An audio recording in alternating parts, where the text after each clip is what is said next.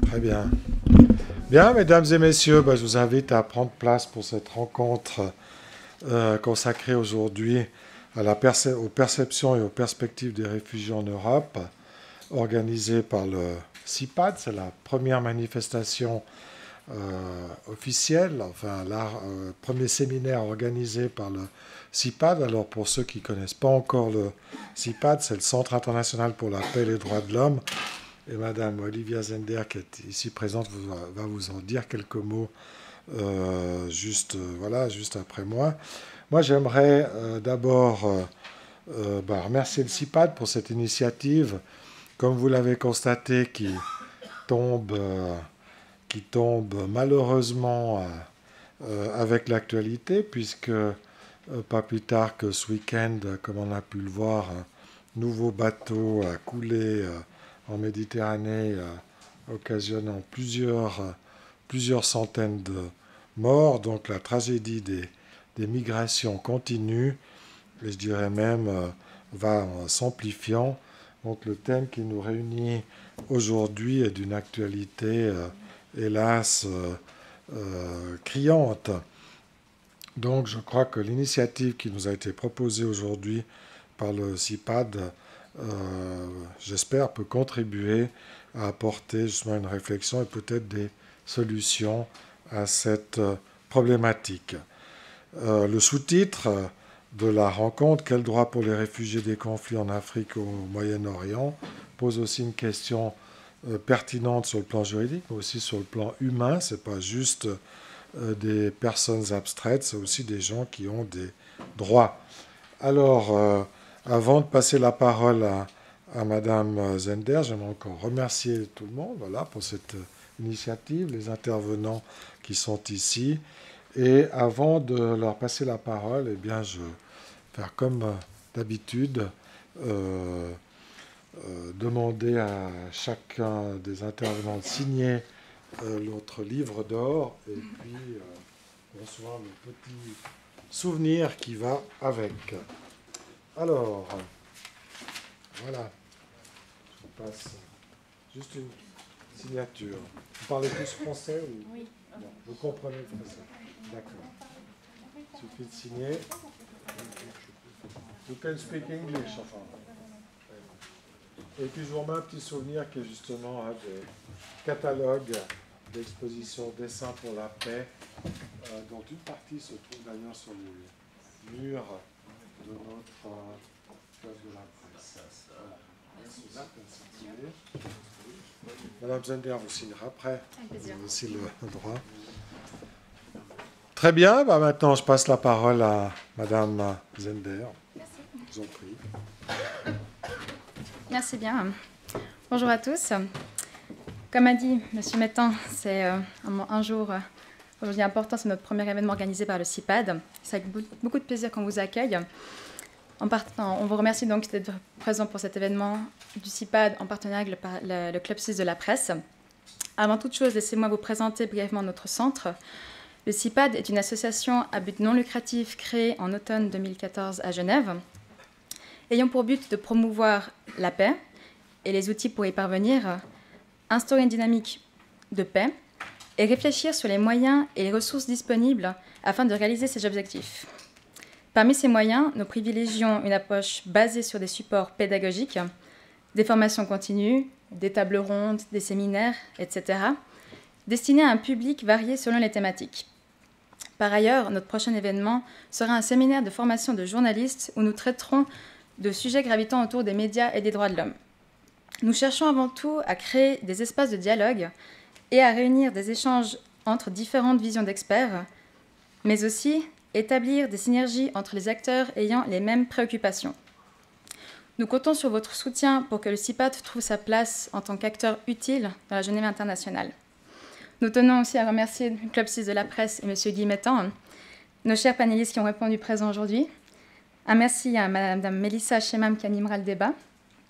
Merci à toutes les personnes qui ont organisé cette table ronde. Merci à Céline Krebs. Et enfin, nous remercions aussi le groupe d'étudiants en master études européennes présents aussi aujourd'hui dans le cadre de leur cours Politique méditerranéenne de l'Europe. Sans plus tarder, je laisse la parole à Mélissa. Je vous souhaite un bon débat. Bonjour à tous. donc nous sommes réunis ensemble pour parler de cette question de la perception. Pardon ? Oui, c'est bon. C'est appuyé, ouais, pardon. Elle est rouge, ouais, merci. Juste changer la direction. Voilà, donc on va parler de cette question des perspectives des réfugiés en Europe et essayer de se mettre du point de vue de leur perception avec nos intervenants aujourd'hui. Je me présente rapidement, je suis journaliste, je travaille sur les questions internationales depuis 10 ans, spécifiquement l'actualité africaine depuis 6 ans. J'ai vécu en Afrique de l'Est, je travaille beaucoup avec RFI, avant ça j'étais avec la BBC et France 24. Voici maintenant les intervenants qui vont nous accompagner. Manon Schick, bonjour. Vous êtes directrice d'Amnesty International Suisse. Et vous allez nous parler à la fois de la perspective ici en Suisse, mais aussi d'autres pays européens. De ce côté-ci, j'ai avec moi Clotilde Terrien. Vous êtes juriste en droit d'asile et vous travaillez désormais au comité d'aide aux réfugiés, ce qu'on appelle le CAR, à Paris. À votre droite se trouve Monsieur William Spindler. Vous êtes le... Non, pardon. En ma main. Konstantin Hruška. Excusez-moi, j'étais mal informée. Juriste, vous êtes chef du service juridique de l'organisation suisse d'aide aux réfugiés, qu'on appelle l'OSAR, et je vous laisserai en dire un peu plus. Et puis, tout à droite de Monsieur Aldo Brina, chargé d'information pour le secteur réfugié au Centre social protestant ici à Genève. Donc, comme l'a dit le directeur du club suisse, vous avez probablement tous suivi les derniers incidents. La semaine dernière, ce week-end, on vient d'apprendre par l'Organisation internationale des migrations qu'un autre navire serait probablement en train de couler avec 300 migrants à son bord. On n'en sait pas encore beaucoup plus, probablement au large des côtes italiennes. Ce week-end, c'est un chalutier qui transportait aussi jusqu'à 700 personnes. Selon le Haut Commissariat aux réfugiés de l'ONU, il s'agirait d'un des pires incidents. On parle désormais de plus de 1000 personnes qui seraient morts noyées depuis le début de l'année, ce qui est beaucoup plus que l'année précédente. Donc on va essayer de trouver ensemble ce qu'on peut apporter comme réponse, de réfléchir à le positionnement de l'Union européenne sur ces questions, notamment en termes de droit. Et donc, on peut peut-être commencer avec une question simple. Je voudrais vous donner la parole en premier, Manon Schick.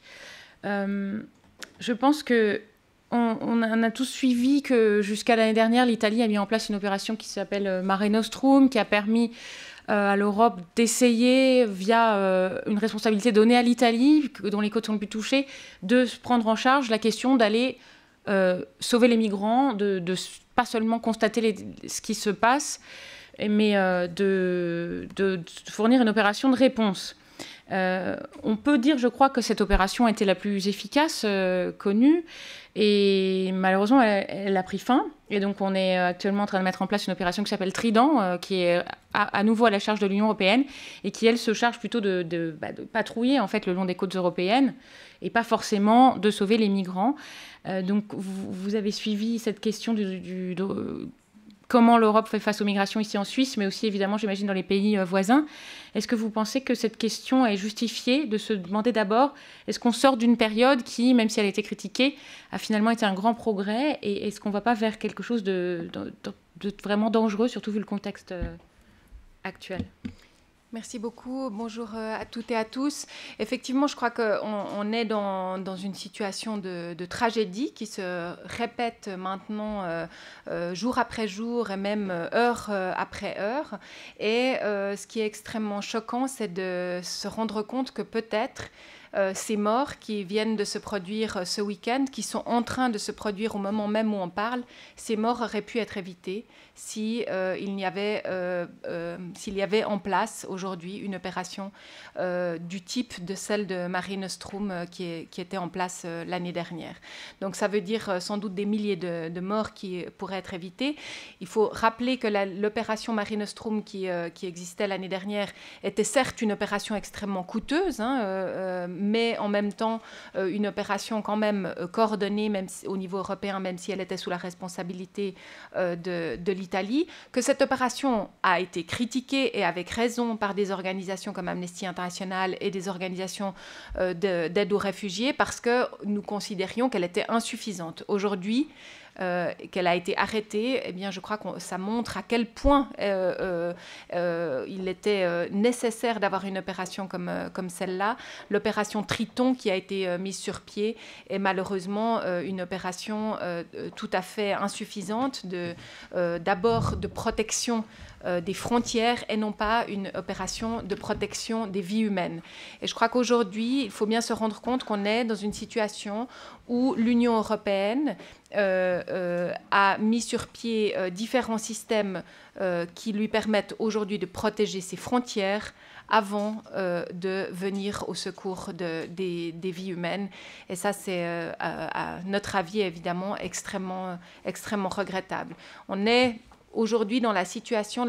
L'année dernière, il y a eu déjà l'équivalent de 3400 morts en mer Méditerranée. 3400 morts, c'est 2 fois le nombre de morts du Titanic.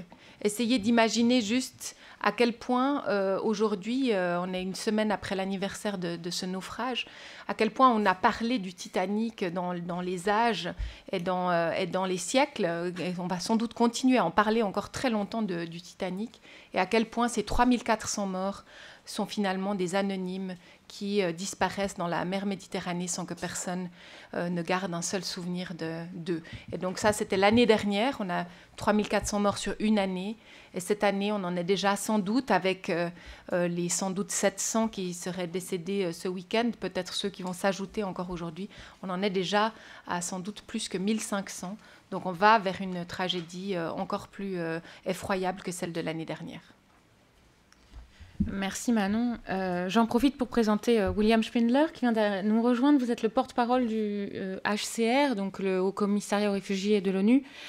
Je venais de demander à Manon Chic, qui travaille donc sur ces questions pour Amnesty International, dans le contexte où on voit ces résurgences de migration avec le printemps qui a commencé, le temps clément, déjà plusieurs bateaux qui sont annoncés ce week-end, aujourd'hui, la semaine dernière, avec donc des centaines de morts, si on ne peut pas se poser la question d'emblée de savoir si l'erreur d'avoir mis fin à l'opération Mare Nostrum ne complique pas la tâche en fait à l'Union européenne qui met en place cette opération Trident pour avoir une réponse globale. J'aurais aimé vous passer la parole pour avoir le point de vue du HCR qui, évidemment, est en première ligne sur ces questions. Merci beaucoup et désolé pour le retard.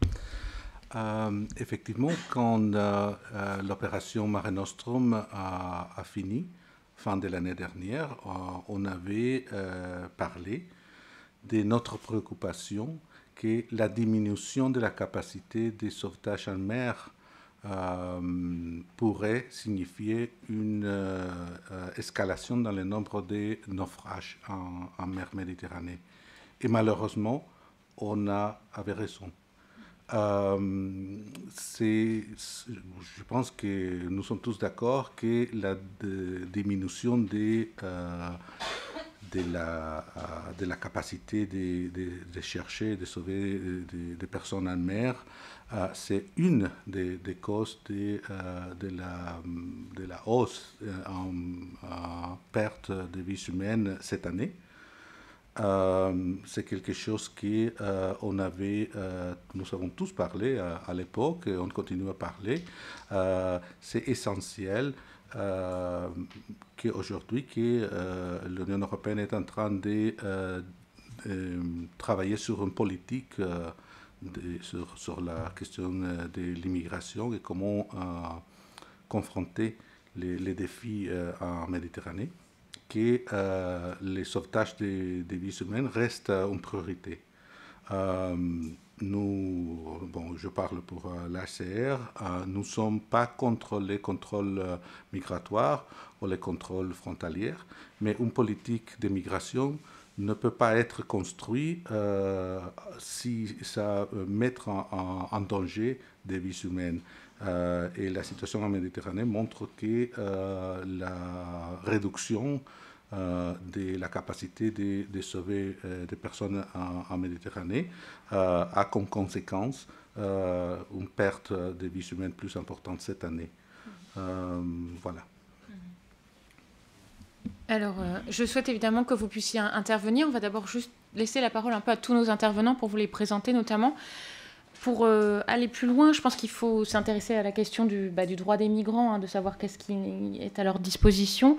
Donc je voudrais donner la parole à Clotilde Terrien. Comme vous êtes juriste, vous pouvez peut-être essayer de nous éclairer sur la position française. Et puis ensuite à vous, Monsieur Rouchka, pour parler du cas suisse. Donc est-ce que, par rapport à ce contexte, résurgence des dangers, fin de l'opération Mare Nostrum, les différences de droit dans ces pays européens nous permettent d'essayer de comprendre les enjeux. Donc moi je travaille au comité d'aide aux réfugiés près de Paris. Donc en 2 mots, je vais présenter un petit peu le travail qu'on fait au comité d'aide aux réfugiés. Et je parlerai en fait des difficultés actuelles en France, que ce soit au niveau des conditions d'accueil, mais aussi au niveau de l'accès à la procédure d'asile et des difficultés plus juridiques que les demandeurs d'asile peuvent rencontrer lorsqu'ils sont en quête d'une protection en France. Donc le comité d'aide aux réfugiés, c'est une petite structure qui a 2 dispositifs d'accueil. Donc un dispositif d'hébergement d'urgence et un centre d'accueil pour demandeurs d'asile et réfugiés. Donc le travail du CAR, c'est accompagner ces personnes au niveau social, donc tout ce qui est accès aux droits, et aussi les informer sur la procédure d'asile, leurs droits en tant que demandeurs d'asile, mais aussi ça va être un accompagnement pour les personnes qui sont reconnues réfugiées, pour établir leur état civil. Et la vraie difficulté, en fait, c'est pour les personnes qui sont déboutées. Qu'est-ce que ces personnes peuvent envisager ?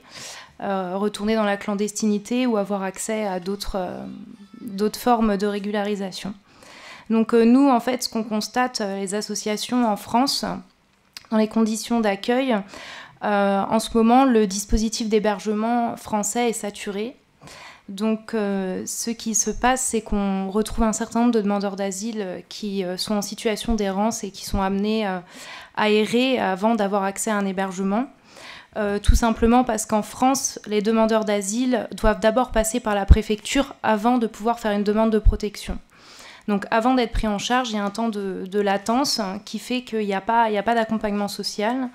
Les personnes sont sans, par exemple, protection sociale, donc pas d'accès aux soins. Il y a beaucoup d'associations qui peuvent leur apporter une aide, mais encore faut-il savoir où s'orienter. Et pour les personnes les plus vulnérables, ça peut prendre du temps. Et je pense notamment aux femmes. Il y a un vrai problème de femmes demandeuses d'asile qui sont en errance et qui peuvent être approchées par des réseaux de prostitution ou d'autres personnes mal intentionnées. Donc ça, c'est vraiment au niveau de l'accueil, les difficultés actuelles. Après, il y a des difficultés qui sont liées au contexte légal. Donc, comme je disais, la première difficulté, c'est qu'en France, il faut d'abord passer par toute une procédure à la préfecture qui fait que la demande d'asile ne va pas être déposée tout de suite. Il y a aussi une liste d'origine de pays sûrs qui est un peu opaque et qui place certaines personnes en procédure prioritaire, ce qui veut dire que ces personnes peuvent être envoyées dans leur pays avant la fin du traitement de leur demande d'asile, ce qui pose un certain nombre de problèmes. Autre chose très concrète, c'est la domiciliation, c'est-à-dire que des gens qui arrivent en France et qui sont en quête d'une protection doivent être domiciliés par des associations agréées avant de déposer une demande. Donc là, ça pose encore des difficultés, sachant qu'actuellement, les associations sont absolument débordées, les personnes ne peuvent pas être domiciliées immédiatement. Donc pour les personnes qui n'ont pas de point d'attache en France, qui ne sont pas pris en charge par leur communauté, ça peut amener à des délais d'enregistrement des demandes d'asile qui sont assez longs. Donc voilà, actuellement, la France est en train de réformer son système d'asile avec une loi, un projet de loi qui a été adopté par l'Assemblée nationale, mais c'est encore en cours. Et il y a quand même une volonté actuellement en France du gouvernement d'appliquer certaines directives européennes pour essayer de raccourcir les délais de procédure qui sont extrêmement longs. On est sur des procédures qui durent en moyenne 2 ans en France. Une volonté de centraliser aussi par une administration unique toutes ces demandes. Mais on se demande en fait aujourd'hui comment ça va être mis en œuvre et parce qu'il va falloir une augmentation des moyens pour pouvoir assurer cette réforme. Donc pour l'instant, en France, on ne sait pas encore comment ça va évoluer dans les mois qui arrivent. Et après, il y a un contexte migratoire particulier à Calais, dont on parle moins en ce moment, mais il y a une vraie pression migratoire sur Calais, tout comme dans le sud de l'Europe. Donc on aura peut-être l'occasion d'en reparler tout à l'heure. Merci. Merci beaucoup aussi de ma part pour l'invitation. Et je travaille pour Lozar. Lozar est le secrétariat pour les questions d'asile de plusieurs œuvres d'entraide en Suisse. C'est Caritas, EPER, Amnesty, Aide aux ouvriers suisses, l'association suisse d'aide et la branche Aide aux réfugiés de l'armée de salut, mais pas le CSP.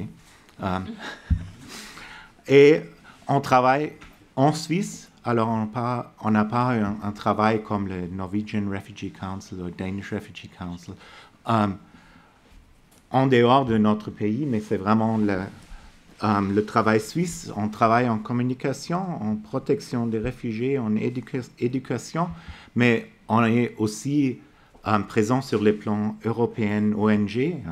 Avec ECRE, on est un membre et on a coopéré à ECRE pour un projet l'année 2013 pour des Protected Entry Procedures. C'était alors les voies à protéger d'entrée en Europe. Alors c'était toute l'idée pourquoi Lozar était là-bas, parce qu'il y avait à cette époque-là, quand le projet a commencé, encore la procédure d'ambassade. Alors la possibilité de déposer une demande d'asile à une ambassade suisse dehors de l'Europe, et ça s'était abrogé il y a maintenant 2 ans et demi. Alors on a eu une voie protégée d'entrée qui était abrogée, mais maintenant on a surtout beaucoup travaillé au niveau politique pour arriver à une augmentation des chiffres des gens qui peuvent venir en Suisse en resettlement, alors pour des contingents, et on avait début mars, le Conseil fédéral suisse a augmenté les places de 500 à 3500. Alors 3000 nouvelles places pour des réfugiés syriens. Mais c'est très clair que c'est surtout pour les réfugiés syriens où on fait quelque chose, parce que ça c'est toujours dans les médias. Pour les autres réfugiés, surtout en Suisse pour les Érythréens, c'est très difficile. Alors on a toujours cette focus sur les réfugiés syriens et sur Lampedusa ou l'arrivée des gens vers la mer. Mais les arrivées en Europe, quand même, la plus grande partie des arrivées, c'est encore par l'Europe de l'Est, alors par la Pologne, Roumanie, Bulgarie. C'est pas la voie de la mer, mais ça, c'est plutôt dans les médias. Alors, on a aussi un problème de perception. Qu'est-ce qui se passe vraiment? Est-ce que c'est vraiment la voie vers l'Italie qui est... Oui, c'est la voie la plus dangereuse, c'est très clair, mais est-ce que c'est vraiment ça, là où on doit mettre l'accent? Et c'est pour nous, c'est très important de aussi expliquer qu'il y a aussi un problème dès que les gens sont arrivés, parce que en Suisse, nous accueillerons les survivants. Alors, ils sont déjà là. Alors, le travail de Lozar, c'est plutôt avec des gens qui ont eu la possibilité de traverser la Méditerranée. Et qu'est-ce qu'on fait en Suisse pour première partie? On reproche à l'Italie qu'ils n'ont pas géré très bien tous les arrivées et qu'il y a des gens qui peuvent traverser vers la Suisse. Et d'abord, on essaie de les retourner en Italie vers les procédures Dublin. Et seulement si la responsabilité de la Suisse est, on peut dire, définie, très souvent par défaut, parce qu'on n'a pas de traces en Italie, parce que l'Italie n'a pas pris les empreintes et on ne peut pas les retourner, on commence la procédure d'asile. Mais pour les réfugiés et pour les requérants d'asile, ça c'était déjà la fin d'un trajet très difficile et souvent avec la détention aussi en Europe, pas seulement en Libye ou pendant le trajet, mais aussi en Suisse pour être retourné en Italie. Et la procédure d'asile, c'est aussi un peu comme le projet sur la détention administrative européen a dit, en semi-détention ici. Alors, qu'est-ce qu'on fait avec des requérants d'asile? On les enferme dans des centres où il y a seulement la possibilité de être dehors entre 9h et 17h. Ça, c'est le commencement de séjour en Suisse. Et la procédure aussi pour les réfugiés syriens et érythréens souvent aboutit à une admission provisoire qui n'est pas un permis de séjour en Suisse, mais seulement un statut assez précaire. Alors on a un problème, tout un problème, pas seulement de l'entrée, mais aussi de l'accueil après l'entrée des personnes. Merci. J'en profite pour vous passer la parole. Aldo Brina, vous travaillez aussi en Suisse avec le Centre social protestant. Peut-être que vous pouvez essayer de revenir vous aussi sur cette différence entre les différents pays d'Europe, la façon dont ils gèrent ces questions des réfugiés, des migrants, par rapport à leur géographie et leur système juridique. Donc, vous connaissez le cas suisse, on parle de l'Italie effectivement beaucoup à cause de la Méditerranée, à cause d'une côte qui est très grande. Il y a aussi d'autres pays qui font face à des influx d'accueil par d'autres routes. Est-ce qu'il y aurait par exemple un cas un peu exemplaire, un cas plus problématique ou un cas qui permet de dire qu'ils ont un début de solution? Est-ce que, si vous n'avez peut-être pas la réponse miracle, on peut passer la parole à d'autres intervenants après, mais... Alors, bonjour à tout le monde. Je crois que à cette table, je ne pense pas que je sois la personne la mieux placée pour faire vraiment une comparaison entre les différents pays.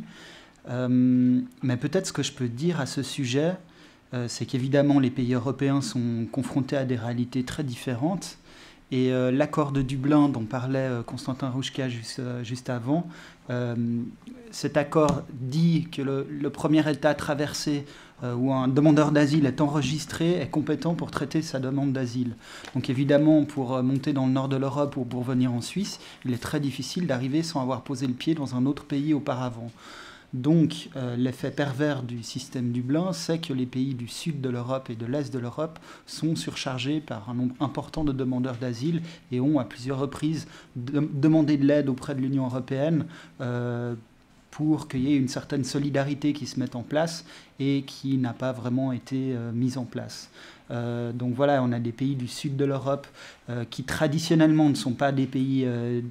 Déjà, ils sont devenus des pays d'immigration seulement assez tard et ne sont pas des pays d'asile et qui n'ont pas en place les structures nécessaires pour accueillir tous les demandeurs d'asile qui arrivent sur leur territoire. Après, je pense en gros quand même, il y a des pays qui ont une politique d'asile plus humaine que d'autres dans l'Union européenne ou peut-être plus avancée. Je pense la Suisse n'est pas trop mal, mais en comparaison européenne, je pense que les meilleurs exemples se trouvent en Scandinavie, peut-être en Allemagne aussi. Voilà par rapport à ce que je peux dire de la comparaison. Merci. Mais juste pour un mot, comme par rapport au Centre social protestant, juste pour qu'on sache ce que fait le CSP, nous on a un bureau de consultation juridique, donc on offre une aide juridique aux personnes qui sont dans la procédure d'asile. On a des permanences chaque semaine où les personnes viennent, nous expliquent quels sont leurs problèmes et puis on les aide à défendre leurs droits dans le cadre de la procédure d'asile. Ça, c'est notre travail principal. Et ensuite, on les aide aussi par rapport aux questions relatives à l'intégration, relatives au logement. On a aussi une assistante sociale qui travaille beaucoup sur ces questions. On les aide à se désendetter pour trouver un logement, pour accéder à un meilleur permis, etc., etc. Et puis comme le CSP a une mission plus large et qu'on a aussi des magasins de seconde main, on les aide aussi à meubler leurs appartements quand ils en trouvent.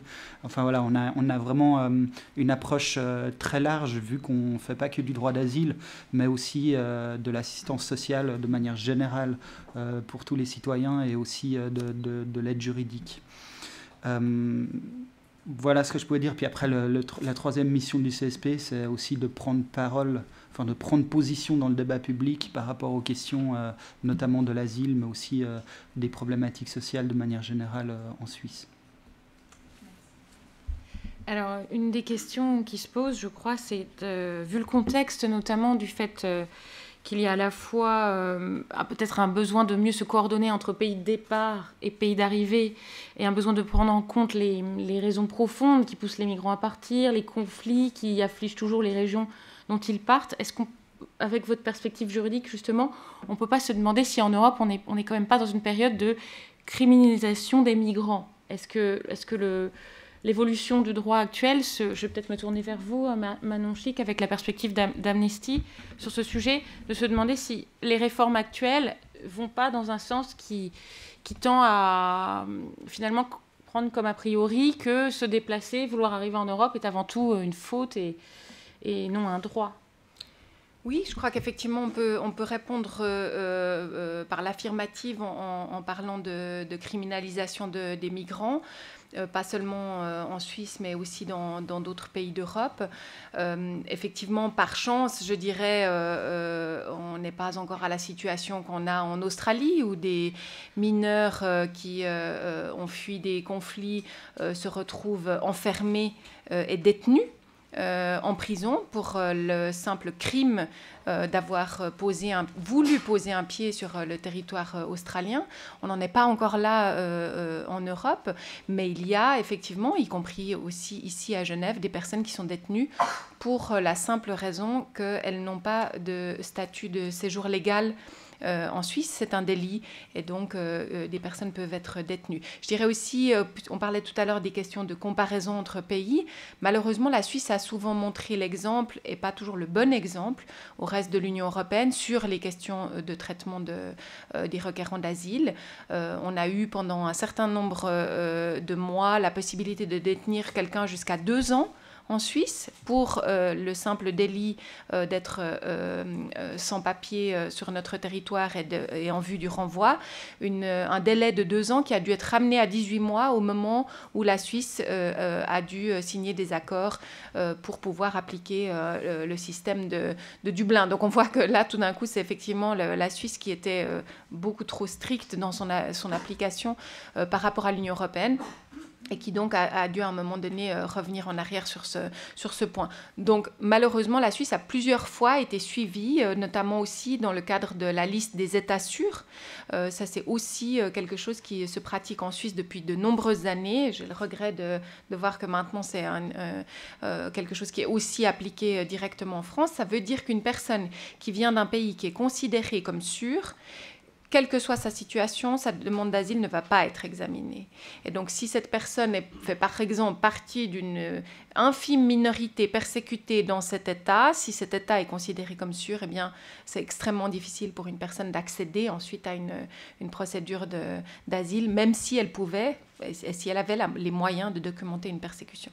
Donc on voit que malheureusement, effectivement, on est dans une phase où les migrants sont considérés de plus en plus comme des personnes qui sont aussi des dangers potentiels. Et je crois que malheureusement, ça rejoint aussi la situation actuelle où on voit que beaucoup de ces migrants viennent de pays qui sont des pays en crise extrême et viennent de pays où il y a des mouvements terroristes.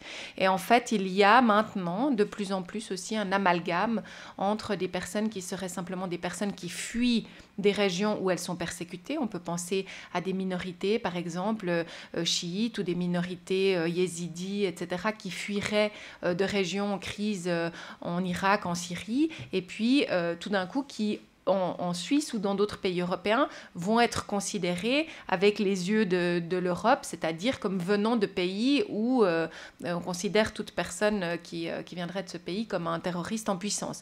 Donc il y a là, je crois malheureusement aujourd'hui aussi, une combinaison entre l'actualité des pays d'où proviennent les migrants et la question de la perception qui se combine et qui donne une image des migrations extrêmement négative. Là aussi, juste pour faire peut-être un tout petit rappel, la Suisse a été pendant un certain nombre de décennies un pays de migration. c'est-à-dire des gens ont quitté la Suisse. C'était à la fin du 19e siècle, début du 20e siècle. La Suisse était un État pauvre. Les gens ont quitté la Suisse pour chercher des meilleures perspectives, par exemple en Amérique latine, où ils ont fondé des villes qui portent aujourd'hui des noms suisses, par exemple. Ça date aussi de cette époque-là.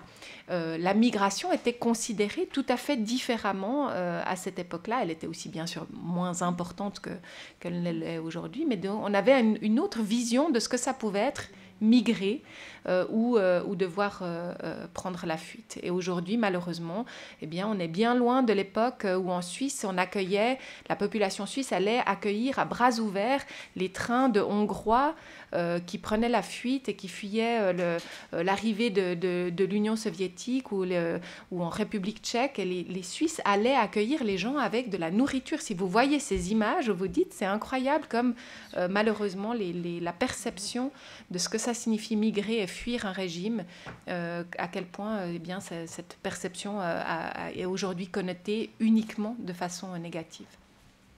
Je me tourne à ma droite vers nos trois associations, voir si vous êtes d'accord, si vous avez des exemples qui illustrent cette réponse qui est très claire. Oui, donc pour rebondir, Madame, elle parlait de l'Australie, mais il faut savoir qu'en France, il y a encore des mineurs qui sont retenus en zone d'attente dans les aéroports. Ça fait des années que les associations se battent pour qu'au moins les mineurs ne soient pas maintenus dans ces zones qui ne sont absolument pas adaptées pour les enfants. Mais malheureusement, c'est encore le cas. Donc ça, c'est une première chose. Après, c'est vrai que dans la réforme de l'asile, à un moment, il a été question d'assignation à résidence pour des gens qui seraient susceptibles d'être passés par un autre État de l'Union européenne. Il est aussi question dans la nouvelle réforme de clôture de demande d'asile si les personnes s'absentent trop longtemps de leur lieu d'hébergement. Et si les personnes s'absentent trop longtemps, il faudra que les personnes puissent réellement le justifier pour ne pas voir leur demande d'asile s'arrêter complètement du jour au lendemain. Donc on voit qu'on est quand même, on risquerait de tomber dans une forme de surveillance. Il y a aussi l'exemple de Malte, où tous les demandeurs d'asile sont placés en centre de rétention à l'arrivée. Et là, pour le coup, ils sont vraiment traités comme des criminels, parce que les centres de rétention à Malte, c'est des vraies prisons. Les mineurs aussi vont en centre de rétention, et les personnes peuvent y rester jusqu'à 18 mois. Donc Malte n'est pas encore revenu là-dessus, et on voit que les personnes qui sont retenues, quand on les rencontre, demandent souvent quel délit j'ai commis pour être enfermée là. C'est des questions qui reviennent systématiquement. Qu'est-ce que j'ai fait de mal pour me retrouver en prison? Donc on voit que oui, les personnes en quête de protection peuvent être traitées comme des criminels en Europe. Donc je rejoins ce que Madame Chic a pu dire.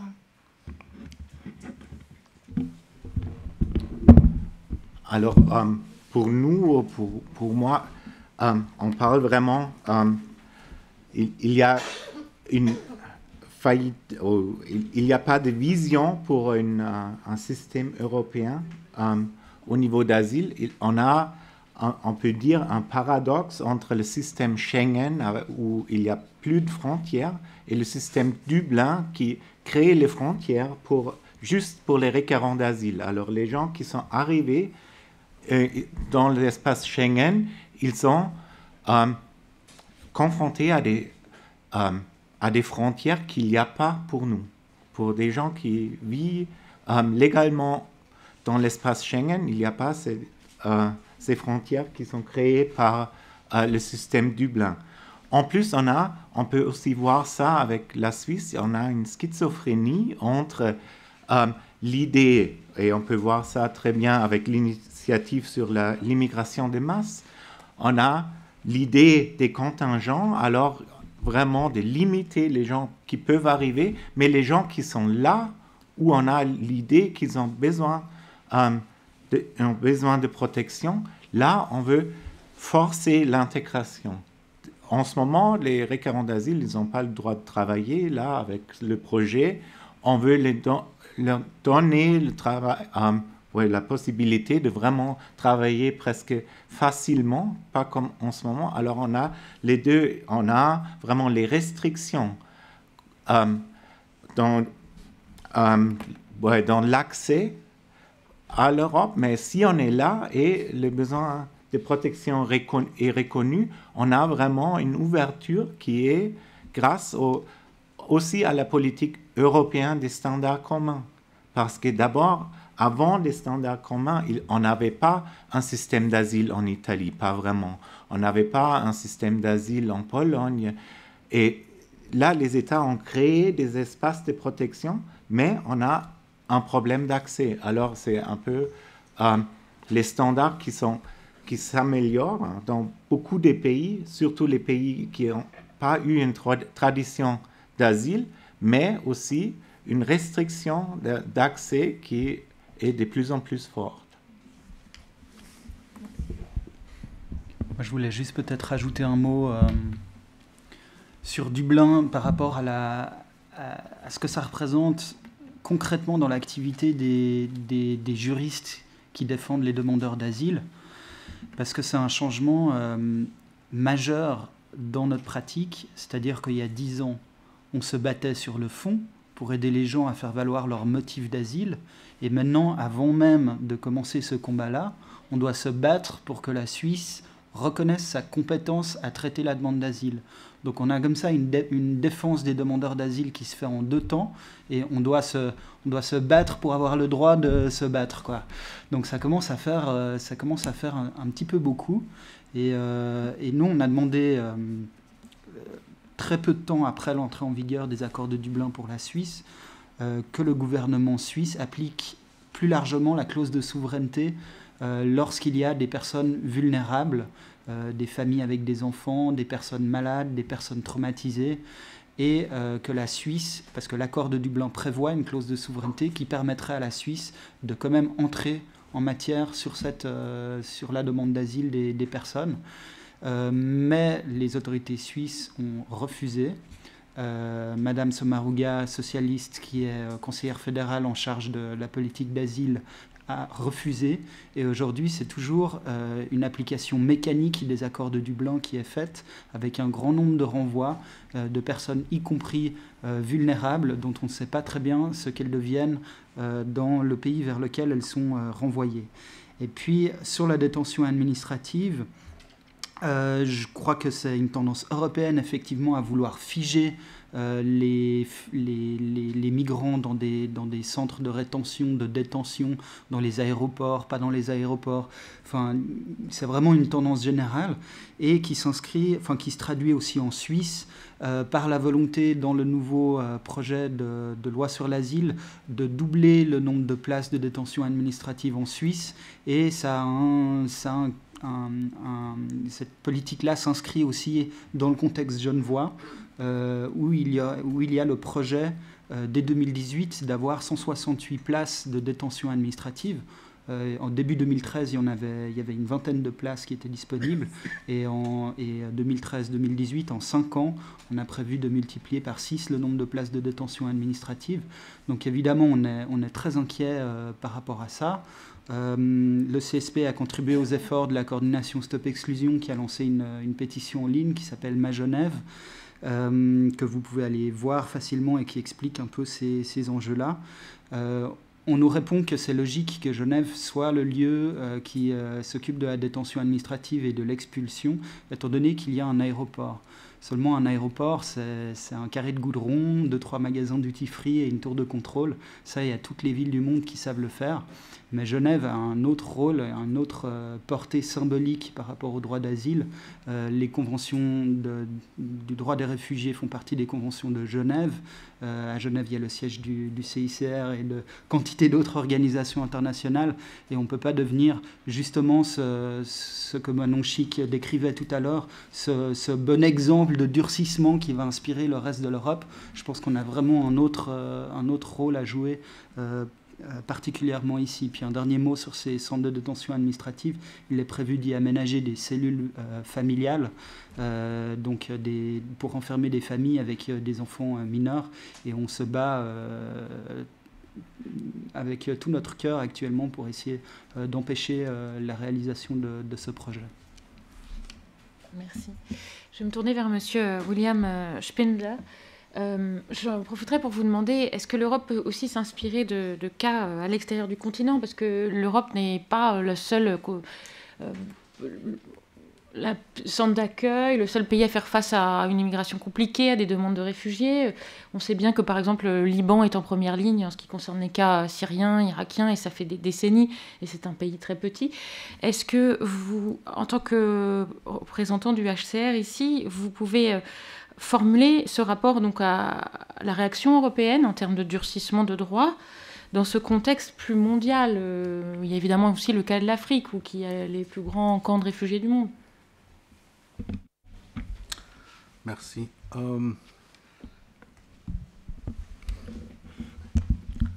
Oui, évidemment, ce qui se passe dans le reste du monde est suivi par l'Europe et malheureusement, c'était les exemples négatifs qui ont eu ou qui ont été suivis avec beaucoup d'intérêt, notamment la situation en Australie. Mais en même temps, ce que je trouve particulièrement intéressant, c'est la différence d'accueil qui Manon Chic vient d'illustrer entre la crise des réfugiés en Europe dans les années 50, après la révolution en Hongrois, comment l'Europe a confronté cette situation. Si on pense dans des autres crises, par exemple en sud-est asiatique, dans les années 70, où il y avait aussi un nombre très important de personnes, de réfugiés vietnamiens et des autres pays de l'Asie du sud-est, qui sont trouvés accueil en Europe et aussi en Amérique du Nord. Et plus récemment, dans les années 90, les cas des Balkans, où je viens justement de regarder les chiffres. Il y avait dans ce moment 700 000 réfugiés et demandeurs d'asile bosniaques en Europe. Ça montre que l'Europe a la capacité d'accueillir des centaines de milliers de réfugiés, parce que dans tous ces trois cas que je viens de mentionner, l'Hongrois, l'Asie du Sud-Est et les Balkans, il s'agissait de centaines de milliers de personnes que l'Europe a accueillies d'une manière beaucoup plus généreuse que maintenant. Et l'Europe, le monde n'a pas fini, parce que l'Europe a pris quelques centaines de milliers de réfugiés. Après quelques années, dans certains cas, les réfugiés sont rentrés chez eux une fois que les conditions le permettent, comme c'était le cas des Bosniaques. Dans les autres cas, ils étaient intégrés en Europe et ils contribuent maintenant, eux et leurs descendants, contribuent d'une manière très importante dans les sociétés européennes. Ça montre que quand on demande, par exemple, à l'Europe de faire un effort plus important pour la réinstallation des réfugiés syriens, on vient de demander que l'Europe et les pays industrialisés reçoivent 130 000 réfugiés syriens dans les prochaines deux années. Ce n'est pas un chiffre énorme, c'est un chiffre pour un continent avec une population combinée de 500 millions d'habitants.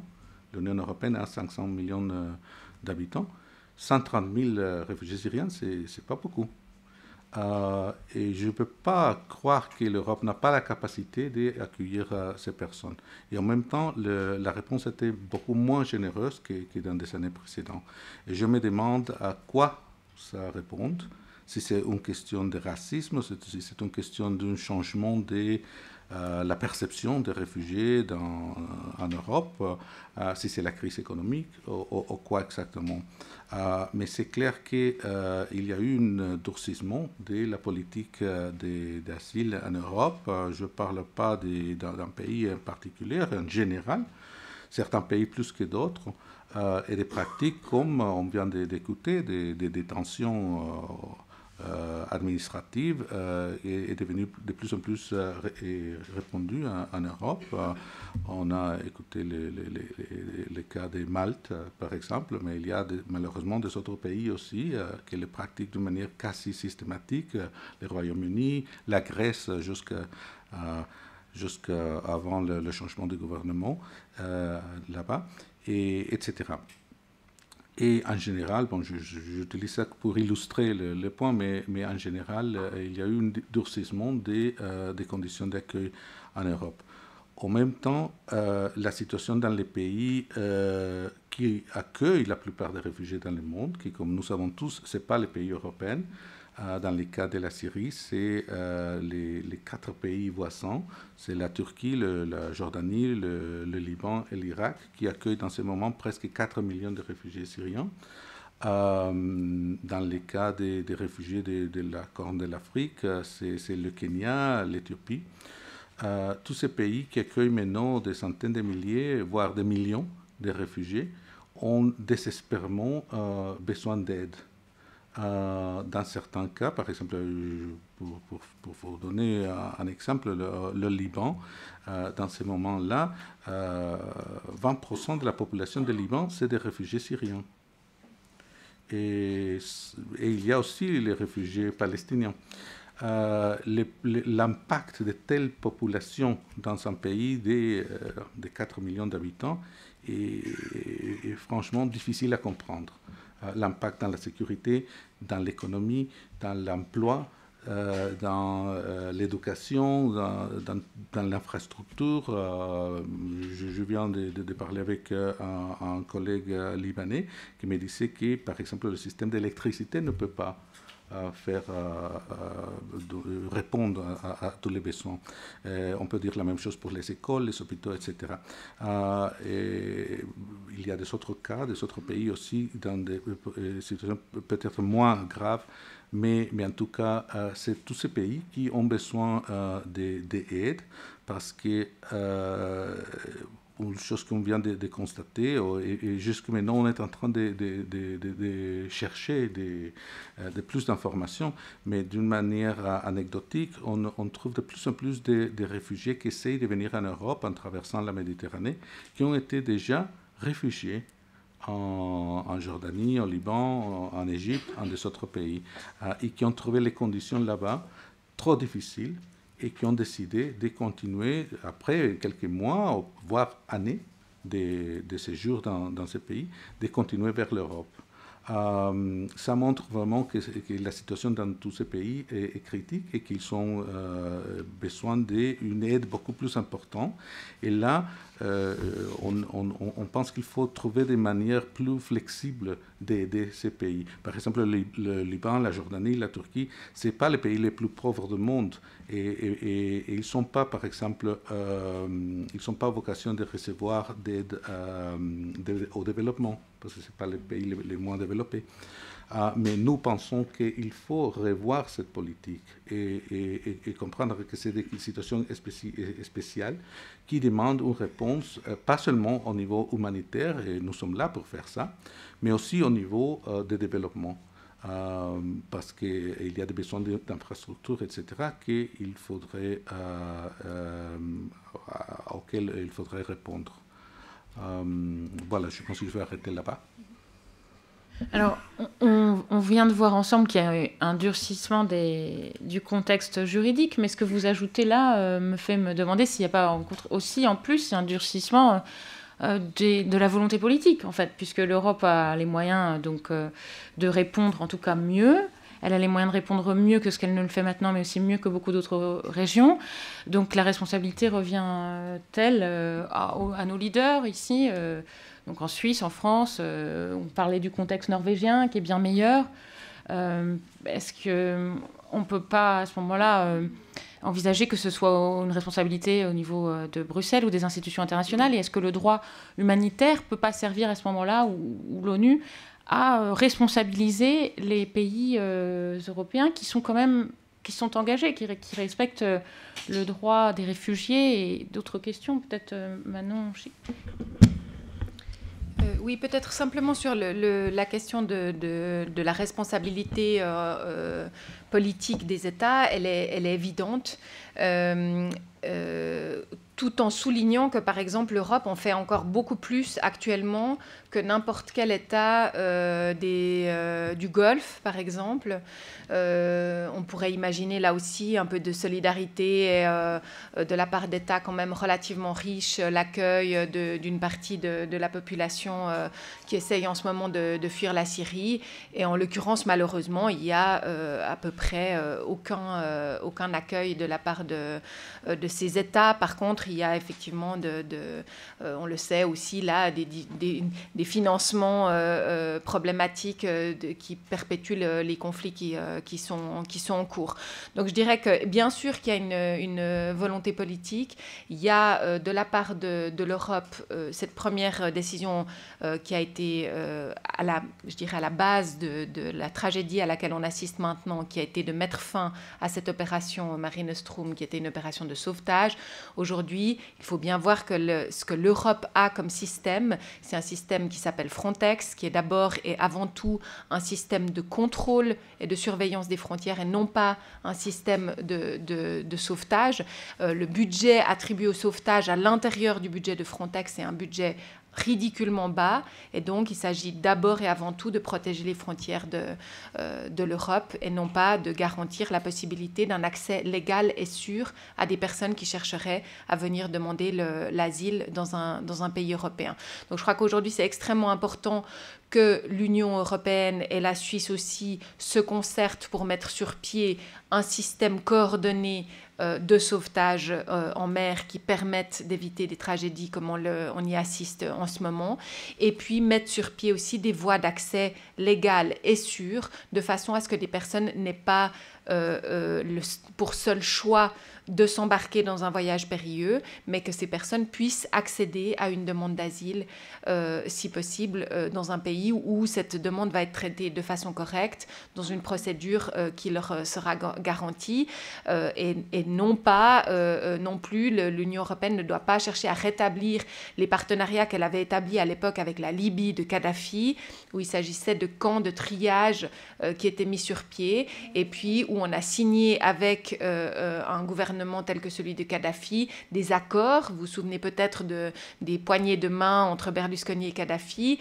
où on signait des accords pour effectivement que la Libye fasse ces opérations de rétention des migrants en Libye. Avec le chaos actuel qui règne en Libye, évidemment que les autorités ne peuvent plus contrôler ces flux de migrants, mais il serait absolument dramatique que l'Europe cherche à remplacer ce type d'accord qui existait à l'époque avec des gouvernements comme celui de Kadhafi avec d'autres types de gouvernements qui ne respectent pas les droits humains, parce que là, ça ne permettra pas non plus aux personnes d'accéder à une procédure d'asile qui soit sûre et qui leur permette de faire cette demande en toutes conditions de sécurité.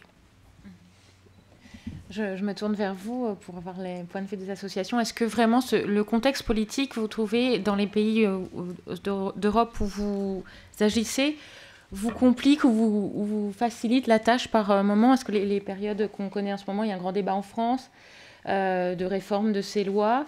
Est-ce que vous sentez au quotidien, parce que vous devez gérer, vous donniez Aldo comme exemple vraiment le quotidien, où on place les gens, leur trouver une adresse aussi en France avant de... Est-ce que c'est pesant, ce contexte électoraliste a tendance à instrumentaliser le débat sur l'immigration dans un travail qui est plutôt de longue haleine, parfois ralenti même par les contextes juridiques? Donc en France actuellement, il y a une réforme de l'asile qui est en train d'être votée. Donc le gouvernement s'est rendu compte en 2013 que le système de l'asile fonctionnait plus du tout en France. Donc il y a quand même un effort en ce moment d'un changement au niveau de l'asile, d'essayer d'appliquer certaines directives européennes en France pour accélérer les procédures, pour que les personnes puissent être enregistrées plus rapidement. Donc il y a quand même des efforts qui sont faits dans le bon sens. Après, ce qu'on ressent, au niveau politique, il y a un contexte en France avec la montée de certains extrêmes, et on ressent quand même, surtout dans la perception en fait, des réfugiés, des demandeurs d'asile. Il y a une grande confusion, même dans les médias, on mélange un peu tout. Les gens mélangent le demandeur d'asile, l'immigration économique, l'immigration clandestine. D'ailleurs, le gouvernement a essayé de séparer les deux projets de loi, en fait, un sur l'immigration, un sur l'asile, mais il y a encore une grande confusion. On sent aussi à certains endroits une montée du racisme. À Calais, notamment, il y a beaucoup de tensions avec la population calaisienne. Il y a eu des néo-nazis il y a quelques mois qui sont intervenus dans une manifestation. Il y a des choses comme ça qu'on commence à voir en France. Je pense aussi aux perceptions, même avec des gens, nous, avec qui on travaille. Donc, c'est des choses toutes bêtes, mais par exemple, la sécurité sociale, des gens avec qui on peut travailler, qui ont un espèce de frein à mettre des choses en place pour les demandeurs d'asile, qui vont, par exemple, demander des documents qu'ils n'ont absolument pas à demander pour retarder... par exemple, la prise de rendez-vous chez un professionnel de santé. Enfin, c'est plein de petites choses comme ça et on sent quand même une méfiance vis-à-vis des demandeurs d'asile. Donc ça, c'est des choses qu'on voit. Par exemple, prendre un rendez-vous chez le médecin. Il y a beaucoup de médecins qui peuvent refuser, pas tous heureusement, mais il y en a. On m'a refusé de prendre des gens en disant « bah non, c'est des demandeurs d'asile, c'est trop compliqué, on les prend pas ». Donc ça, c'est quelque chose que nous, on sent... on peut sentir en ce moment en France. Et en Suisse, peut-être que vous avez notamment du coup développé des envies de recommandations par rapport aux pratiques que vous avez au quotidien sur ce même sujet pour vos gouvernements ?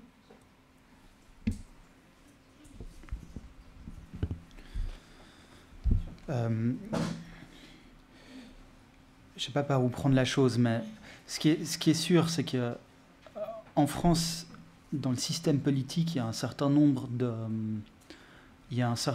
de barrières à la montée en puissance de l'extrême droite, par exemple l'élection majoritaire, qui n'existe pas en Suisse. Et je pense que chez nous, la xénophobie est beaucoup plus institutionnelle qu'elle ne l'est en France, dans le sens où le premier parti de Suisse tient un discours extrêmement populiste, instrumentalise la migration et ça a forcément un impact visible sur la législation qui est adoptée. Et ça, je pense, c'est clair que les migrants sont instrumentalisés par certains partis politiques, peut-être même tous d'une certaine manière, mais en particulier par les partis populistes.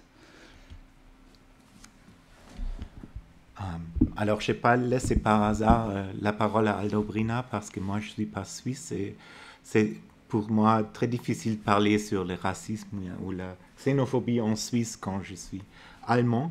Mais je ne partage pas le point de vue qu'il y a un problème de règles juridiques qui sont trop strictes ou qui sont devenues de plus en plus strictes.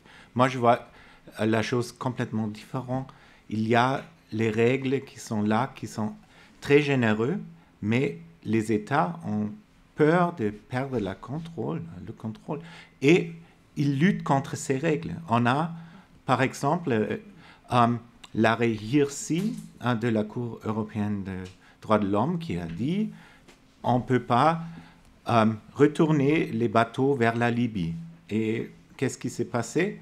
Avant Lampedusa, en octobre 2013, rien ne s'est passé sur ce plan-là. Maintenant, il y avait la catastrophe.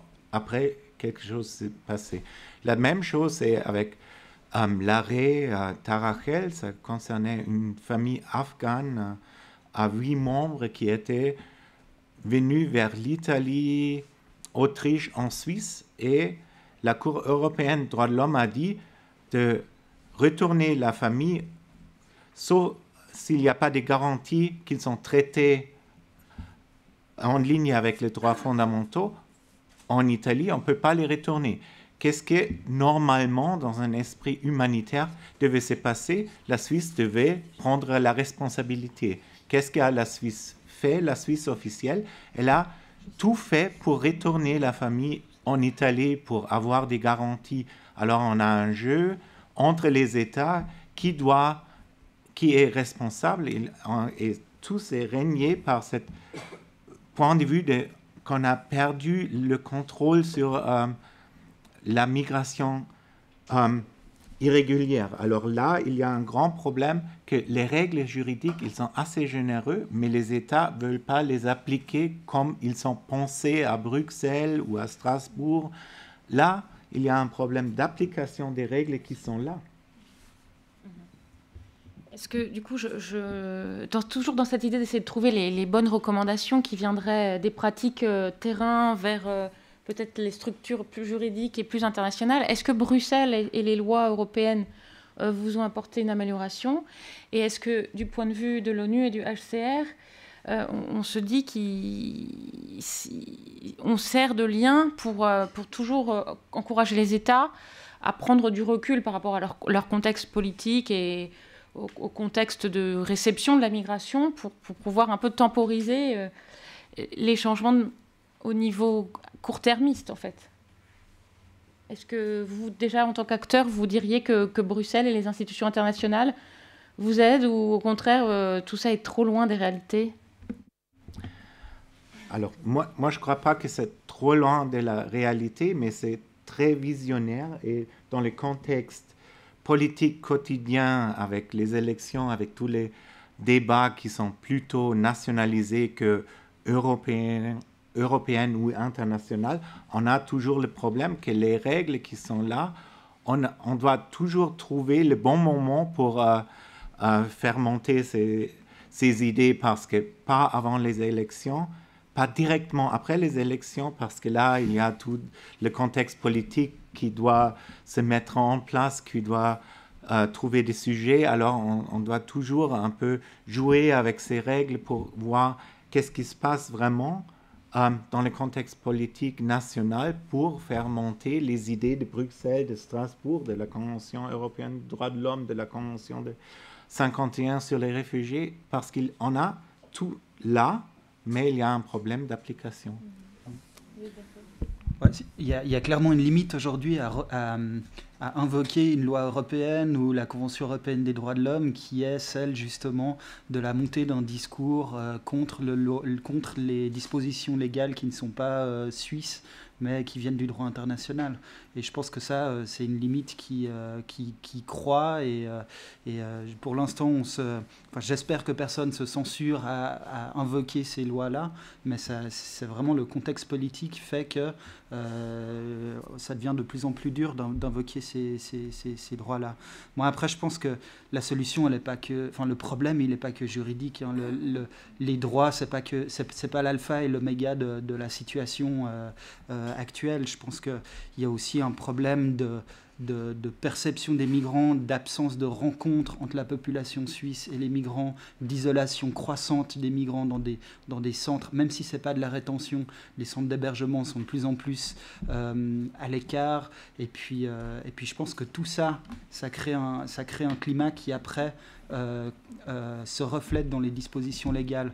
Mais c'est pas, je pense que le problème, enfin un des problèmes de fond, pour moi, c'est l'absence d'espace où la population rencontre les requérants d'asile, qui donne toute la latitude à peut-être des politiciens ou d'autres acteurs de créer une image des requérants d'asile qui est pas réelle. Et je pense que moi, la plupart des gens que je vois rencontrer des requérants d'asile dans le cadre d'un projet associatif ou peut-être dans le cadre d'un parrainage ou dans le cadre de bénévolat ou même dans d'autres cadres, c'est-à-dire des gens qui n'étaient pas à la base, ne voulaient pas faire quelque chose de favorable aux migrants, quand il y a cette rencontre qui a lieu, par l'expérience directe, il y a quelque chose qui change chez les gens. Et je pense qu'on doit le combat pour garder des espaces de rencontre, il est vraiment central. Et puis peut-être l'autre chose qui pourrait amener un changement de la situation aussi, c'est que finalement, entre les discours populistes qui désignent les réfugiés comme fauteurs de troubles ou les migrants de manière générale, et puis le fait que nous, ONG, on est toujours en train de critiquer des durcissements, je pense que quelque part, on perd de vue le côté success story de la loi sur l'asile. C'est-à-dire qu'un grand nombre de demandeurs d'asile viennent, demandent l'asile, obtiennent un statut, s'intègrent et quelques années plus tard, on ne pourra pas distinguer leurs enfants de nos enfants. Quand eux-mêmes ne deviennent pas déjà des responsables politiques, comme on a à Genève, Anthony Hodgers par exemple, ou des réalisateurs de films comme Kevia Bakhtiari, qui sont des réfugiés. Et puis, ça, on oublie toujours de le dire, et du coup, on perd un peu le sens de la politique d'asile, c'est-à-dire qu'à un moment donné, il y a un grand nombre de personnes qui bénéficient de cette politique. Elles devraient faire nourrir le sens de cette politique, c'est-à-dire notre humanité. On devrait se dire, voilà, c'est quand même super d'arriver à mettre en place cette politique-là, et qu'il y ait des gens qui parviennent après à reprendre pied, à tourner la page, et puis à contribuer à la société d'accueil. On a essayé de faire ça un peu quand on a parlé tout à l'heure de la procédure d'asile aux ambassades. Pendant la campagne référendaire de 2013 qui visait à garder cette procédure alors que les mesures urgentes l'avaient supprimée, on a mis en avant ça, on a mis la procédure d'asile à l'ambassade. Entre 1980 et 2012, il y a 2570 personnes qui en ont bénéficié et qui ont eu une procédure ont obtenu un statut de protection suisse. Donc c'est 2500 personnes qui ont été sauvées d'un danger. Et je pense que, peut-être que des fois, on laisse trop de place à cette impulsion xénophobe qui crache sur les réfugiés et réaction des ONG qui disent non, les droits, les droits, les droits. Et je pense que des fois, il faudrait sortir un peu de ça. Du coup, ça nous pose un peu la question, oui, de la perception des migrants en Europe, qui en ce moment est assez est peu positive, on va dire, alors qu'on oublie peut-être souvent de citer ce que vous venez de résumer, en fait, par vos exemples, comme étant l'apport du flux migratoire. En fait, c'est vrai qu'il y a beaucoup de gens de talent. La question se pose aussi de l'accès au travail, du coup, des migrants. Est-ce que ce soit de votre côté plus internationaliste ou du côté plus concret, vous retenez un bon exemple, que ce soit un pays d'Europe, un pays hors d'Europe, ou une bonne pratique qui vous fait dire que ces évolutions actuelles qu'on a quand même considérées comme assez négatives sont aussi en bonne voie, parce qu'il y a des endroits où on a trouvé des solutions qui répondent un peu à toutes ces questions sans être obligé de changer les contextes juridiques qui souvent ne sont pas les problèmes, détournant la question politique. Vous retenez comme ça des cas, que ce soit une loi ou un pays, on parlait de la Scandinavie.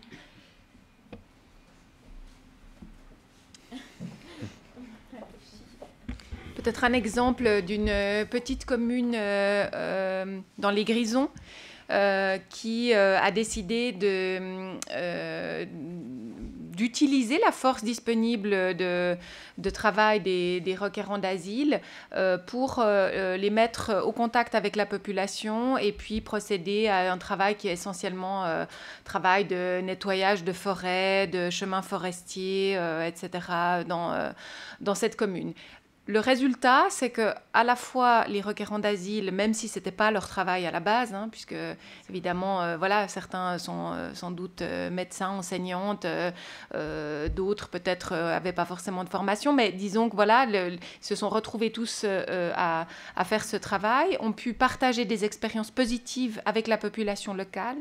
La population locale a pu avoir une autre vision en fait de ces personnes qui étaient là, essayer de comprendre aussi ce qui avait poussé ces personnes à un moment donné à choisir l'exil ou à prendre la fuite, et où donc on constate que tout d'un coup il peut y avoir une relation qui se noue, qui n'est plus une relation fondée sur la peur, mais une relation qui est fondée sur un partage et une tolérance.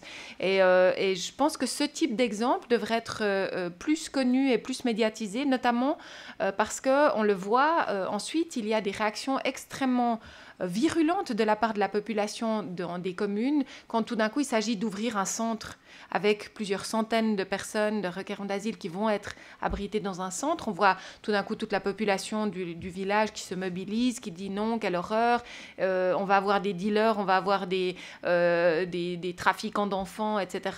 Et puis en fait, il devrait y avoir là, je pense, un autre message qui vient des communes qui ont choisi un autre type de relation à la population populations migrantes, parce que ce sont des exemples qui permettent de voir que oui, on peut construire un autre type de relation. Ça demande évidemment du temps, ça demande de l'investissement. C'est aussi parfois des échecs, parce que ça ne peut pas toujours bien fonctionner. Mais dans l'ensemble, ça se passe tout à fait différemment. Et là, on voit aussi de nouveau une question de volonté politique des élus qui sont concernés, qui sont prêts à essayer de prendre le taureau par les cornes. Oui, à Malte, il y avait une bonne initiative donc, qui est partie du HCR. Ils ont décidé en 2012 de faire une grande enquête auprès de la population maltaise, en fait, pour voir ce que les gens pensaient des demandeurs d'asile, des réfugiés, comment ils vivaient le fait qu'il y ait des centres de rétention à Malte. Et en fait, c'était assez positif ce qu'en est ressorti. La plupart des gens dans l'enquête disaient qu'en fait, ils n'avaient jamais eu d'interaction avec des demandeurs d'asile, qu'ils aimeraient bien en avoir. Les gens ont dit qu'ils étaient d'accord en fait pour dire que les demandeurs d'asile, les réfugiés n'étaient pas assez intégrés à Malte et finalement se sont rendus compte que les gens étaient complètement séparés de ce que pouvaient vivre les demandeurs d'asile dans les centres de rétention. Il y a quand même aussi des associations maltaises qui s'engagent, qui mettent en place des cours dans les centres de rétention. Donc progressivement, même dans les écoles, maintenant, il y a eu des programmes pour parler aux enfants de ce qu'est, de ce qui se passe à Malte à ce niveau-là. Donc il y a quand même eu des choses positives au niveau de la perception. Je pense que comme il nous reste une demi-heure, j'aimerais vous passer la parole. Si vous avez des questions, s'il y a des points qui ne vous semblent pas abordés, ou si vous avez envie d'apporter des contradictions, c'est le bon moment. Et si vous voulez vous présenter, donc monsieur. Robert James Parsons, journaliste du Courrier de Genève. Je trouve que vous nagez tous à contre-courant, bravo. Parce que tout est contre vos efforts.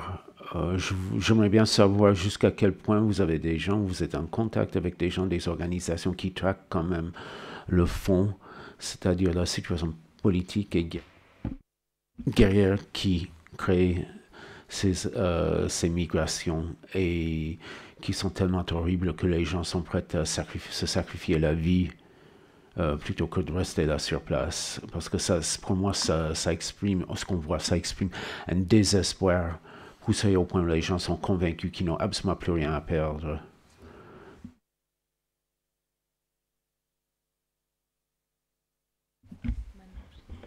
Oui, effectivement, vous avez absolument raison.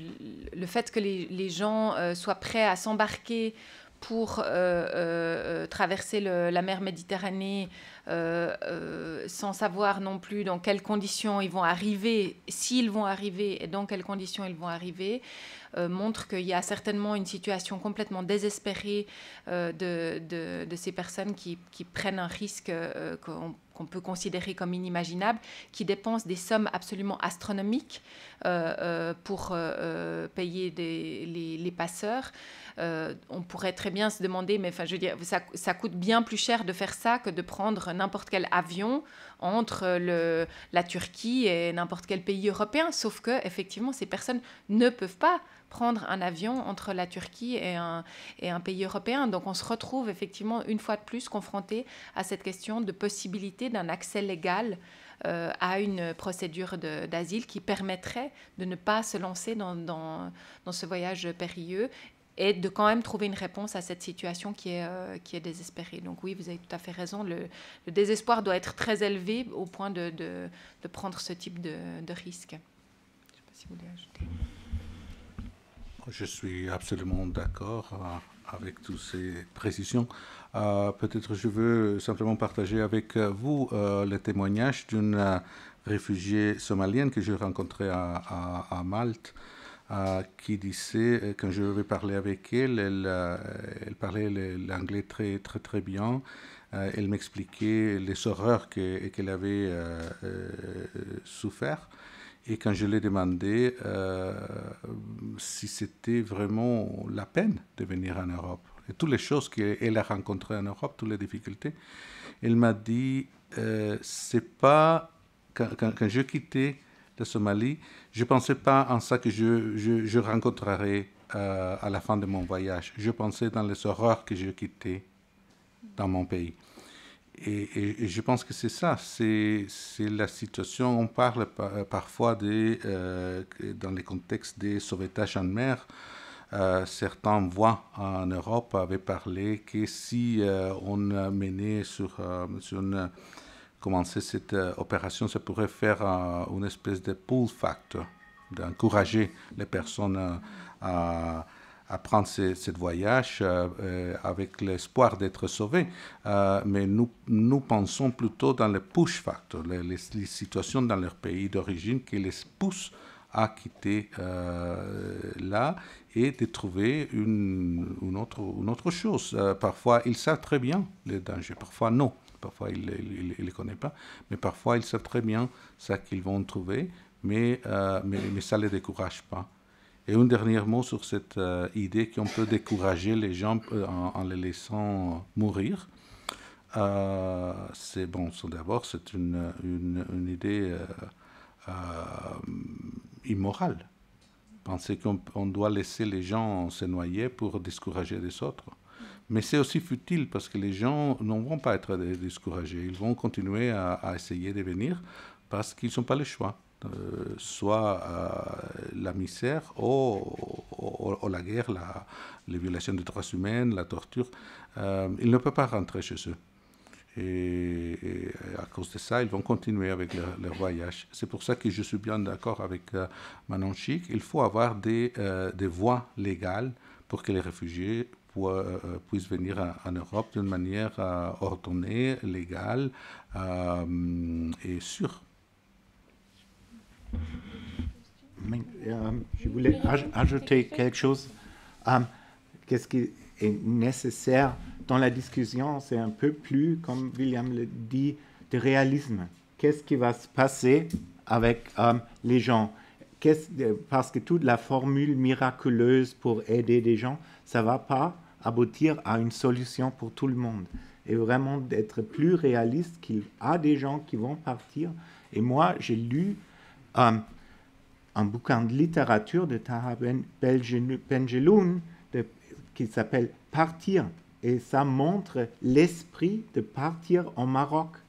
Et si on a lu ça, c'est clair qu'il n'y a pas de solution de sauver tous les gens parce qu'il va y avoir des gens qui veulent partir et ils vont partir. C'est tout simplement comme ça. En Suisse, quand même, il y a une loi qui oblige les gens de venir au secours aux personnes en détresse. Il y a même une poursuite juridique possible pour non-assistance à une personne en détresse. Est-ce que quelqu'un a jamais essayé d'invoquer ça dans le cas des demandeurs d'asile, des réfugiés?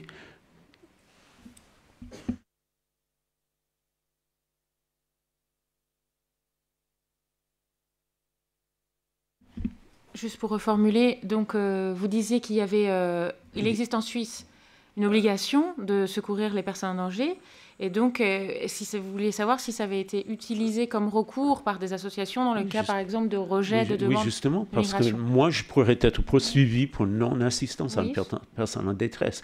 Alors, je me demande si j'habitais chez moi un réfugié désespéré.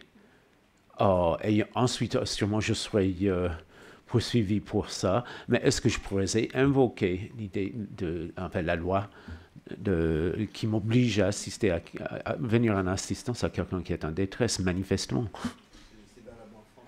Tout à fait. Tout à fait. Mais là, il y a deux cadres juridiques qui sont complètement différents parce que le cadre que vous parlez, c'est le code pénal. Et là, c'est clair, il y a ça. Mais c'est seulement si on est juridiquement, si on est directement confronté à une telle situation. Et il y a un peu, pour moi, j'ai peine à voir comment on pouvait impliquer ça dans la politique migratoire.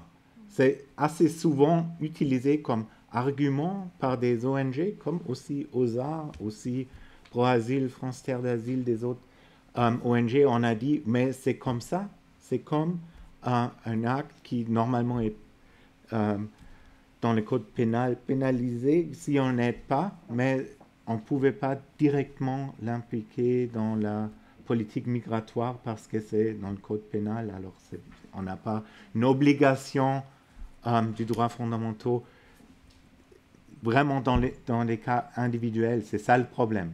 C'est clair que l'idée sort des droits fondamentaux, mais l'application hors du cadre code pénal, c'est très difficile.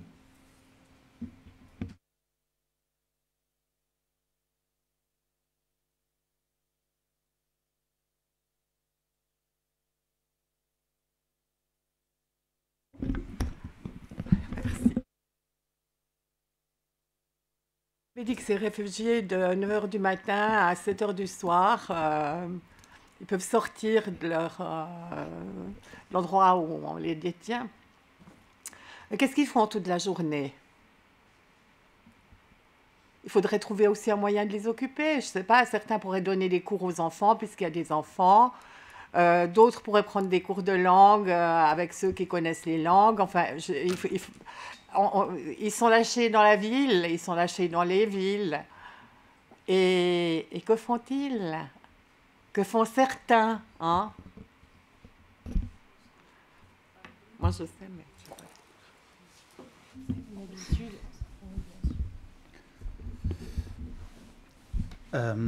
Ça dépend beaucoup déjà, ça dépend beaucoup de où ils sont dans la procédure. C'est-à-dire que quand ils sont dans un centre d'enregistrement et de procédure, ce qui est mis en place comme activité de jour est totalement différent de quand ils sont attribués à un canton. Et puis à Genève, il y a un certain nombre d'activités qui sont mises en place, des cours de langue, des activités de jour, mais l'enjeu, c'est que c'est la plupart du temps mis en place par des associations et qui sont assez peu soutenues par l'État dans la mise en place d'activités pour occuper les demandeurs d'asile.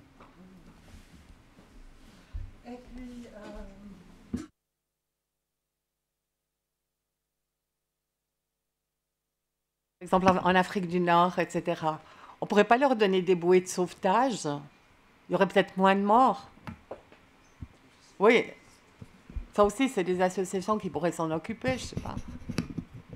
Ou Libye, ceux qui s'occupent de les faire partir, de les laisser partir. Je pense que là, peut-être qu'on peut aborder une question dont on n'a pas encore parlé, c'est que évidemment ces migrants se déplacent, surtout en ce qui concerne la Méditerranée, dans des systèmes qui sont de l'ordre du trafic d'êtres humains. Hein. Oui. C'est organisé par... ils payent très cher des voyages sur des bateaux où les gens n'ont aucunement à cœur leur intérêt et leur survie. Et donc, ce qui a permis de mettre en place, je crois, l'opération Mare Nostrum, c'est déjà d'accéder plus rapidement aux navires avant les désastres, parce que, par exemple, tout simplement, les bateaux sont beaucoup trop remplis. C'est pour ça que cela se produit. C'est pour ça qu'on devrait les obliger à avoir des bouées. Oui, mais des bouées de sauvetage pour tous. Qui obligerait des trafiquants à faire... Alors, enfin, oui. En tout cas, ça soulève cette question du rapport entre les autorités et les trafics. Si vous avez quelque chose à ajouter, et s'il y a d'autres questions. Attendez, vous voulez répondre ou... Oui, c'est un sujet compliqué. Oui, mais je pense qu'actuellement en Libye, avec la situation actuelle politique, ça va être compliqué, pour le moment en tout cas, de mettre en place une vraie coopération pour arrêter en fait tous ces passeurs qui utilisent la misère humaine.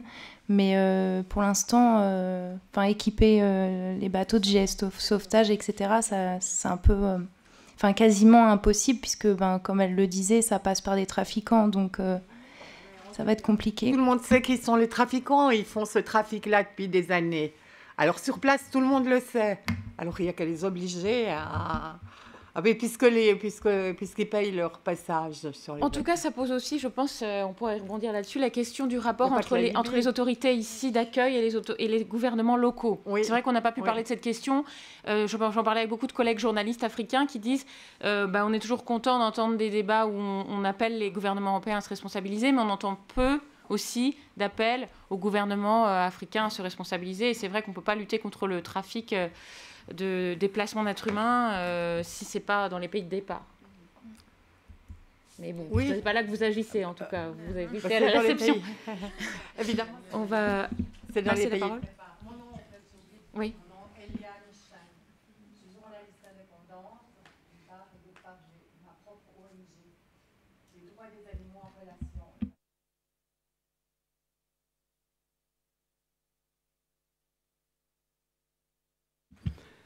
Mon nom est Michel Saillant, je suis journaliste à l'AFP, à l'agence France Presse. Je souscris évidemment, et on ne peut pas ne pas souscrire à tout ce que vous avez dit sur l'évolution des pratiques d'accueil, aussi bien au niveau des lois que de la politique, enfin de ce qui est fait par les gouvernements européens et les restrictions qui sont de plus en plus évidentes. Moi, je me demandais en vous écoutant si vous pouvez, malgré tout, vous, les ONG, faire l'économie d'un discours plus politique et non pas seulement humanitaire, c'est-à-dire, est-ce que vous pouvez vous limiter à demander toujours plus, alors que les politiques demandent toujours moins, et donc à maintenir ce fossé qu'il y a entre les politiques et vous, les humanitaires, sachant que, je me fais un peu l'avocat du diable, mais les politiques ont affaire à des populations, à des citoyens et à des élections dans les démocraties, et qu'on sait ce que c'est que la montée de l'extrême droite, des sentiments xénophobes, etc.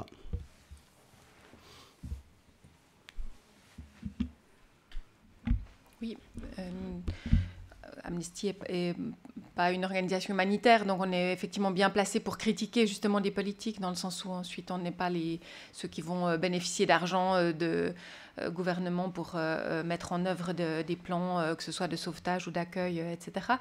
Je pense que on a évidemment les ONG ont toujours eu un discours très critique par rapport à la situation actuelle. Aussi parce que, comme je le disais tout à l'heure, et c'était aussi souligné par le monsieur du HCR, tout simplement, on vient d'une période où on se rendait compte de ce qui était possible et de ce qui formellement serait possible si il y avait cette volonté politique. Et je crois qu'aujourd'hui, simplement par peur qu'un discours ouvert à l'autre, ouvert aux migrants et qui revendique des droits pour les migrants et qui revendiquent qu'on ne reste pas bras croisés face à ce qui se passe comme tragédie, si on a simplement peur de ce que ça pourrait avoir comme impact, qu'un élu ne soit pas réélu et que ce soit un autre élu qui passe, alors je pense que effectivement ça ne sert plus à rien de faire le moindre discours en tant qu'ONG. Au contraire, je crois que c'est notre devoir de toujours rappeler quelles sont les causes des migrations. Les causes des migrations sont quand même d'abord et essentiellement liées à des questions de conflit ou d'inégalité dans des pays, de discrimination, que ces causes-là sont compréhensibles ensuite par la majorité de la population dans les pays européens. Et moi, je crois, parce qu'on a quand même pas mal d'exemples extrêmement positifs, qu'il y a beaucoup de gens qui sont très ouverts à une population migrante. Il y a en Suisse des gens qui se sont déclarés prêts à accueillir des personnes chez eux, alors que c'est d'abord et avant tout le rôle de l'État, mais c'est un programme qui est mis sur pied par le ZAR et des gens se sont spontanément inscrits pour accueillir des gens.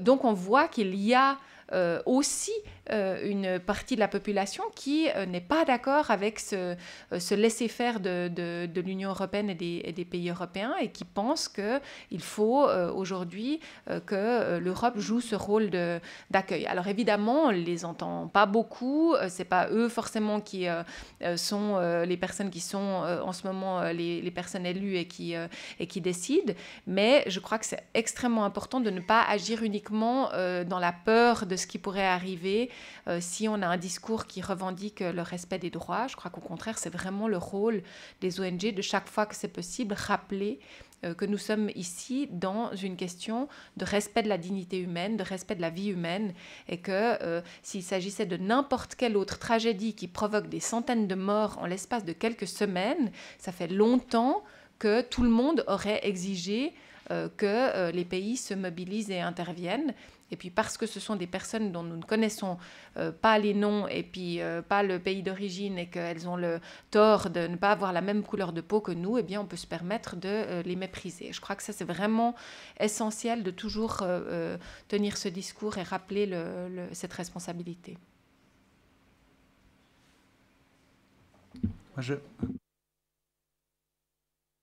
Non, je voulais juste dire que c'est quand même limité comme approche, hein, parce que ça veut dire un peu aller du côté des politiques qui proposeraient des choses avec lesquelles on n'est pas d'accord pour arriver à un terrain d'entente et essayer d'influencer les choses. Mais je crois qu'il y a des points sur lesquels on peut simplement pas. Quand on parle par exemple de cellules familiales, les ONG vont revendiquer quoi? Qu'il y ait des enfants dans les cellules, des jouets dans les cellules pour les enfants, pour rendre un peu moins pire. Enfin, il y a un moment où on ne peut pas, et simplement on doit aller vers aussi une forme de rupture et travailler plus de notre côté avec des projets émanant de la société civile.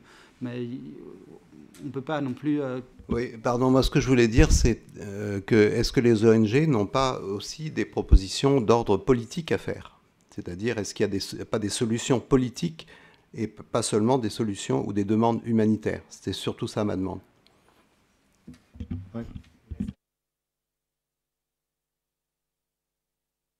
Perception de la situation, parce que les ONG ne sont pas dans l'idée qu'on demande toujours plus, mais on a l'idée qu'on demande vraiment le minimum qui est retenu pour les requérants d'asile. C'est un peu ça, et là, on a côté, on peut dire stratégique, peut-être une faiblesse qui devient de cette idée qu'on lutte pour le minimum.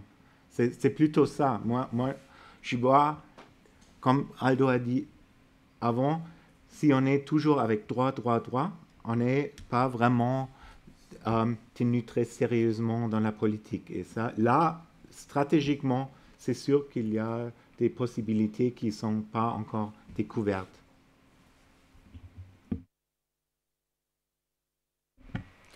Bonjour, Farid Safi, étudiant en études européennes à l'Université de Genève. Je voulais savoir le rôle que vous attribuez aux États d'Afrique du Nord, par lesquels passent énormément de migrants. Je voulais savoir si, selon vous, il fallait que ces États fassent tout pour les bloquer et ainsi leur éviter la noyade, ou bien si, au contraire, ils devaient en laisser passer.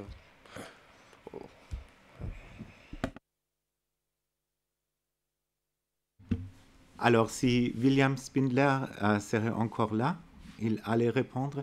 Mais ce qu'on veut, c'est que les États de l'Afrique du Nord ont des systèmes d'asile eux-mêmes pour sauver des gens et leur donner une perspective dans la vie. Et je crois qu'il n'y a pas seulement les laisser passer ou les bloquer, il y a la nécessité de vraiment sauvegarder les droits des migrants. Et on peut voir avec la question avant qu'il y a le problème, qu'il y a des gens qui veulent partir et on ne peut pas vraiment les bloquer, mais il y a aussi des gens qui sont vraiment seulement à la lutte pour une meilleure vie en protection. Et là, on a aussi pour les systèmes dans l'Afrique du Nord un rôle protectrice pour les gens et pas les bloquer, mettre en centre de rétention, mais vraiment un dialogue méditerranéen qui est nécessaire.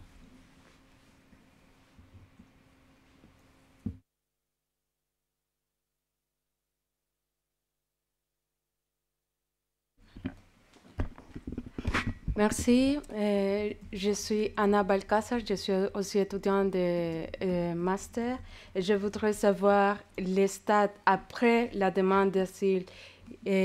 Vous comptez avec un moyen pour protéger ces personnes, pour éviter qu'il y ait des autres personnes après dans le territoire européen qui profitent de la condition de ces personnes d'immigrants pour, je ne sais pas, dans les conditions du travail, établir une sorte d'esclavage, peut-être laboral, de se profiter de sa condition de nécessité, vulnérabilité. Merci. En France, pour des personnes qui sont déboutées du droit d'asile, donc qui sont arrivées au bout de leur procédure et qui n'ont plus de moyens de recours, au niveau juridique, à moins de faire d'autres demandes de régularisation, du coup on passe dans du séjour, par exemple pour des raisons médicales ou autres, il n'y a pas vraiment de protection en fait pour ces personnes puisqu'elles tombent dans la clandestinité.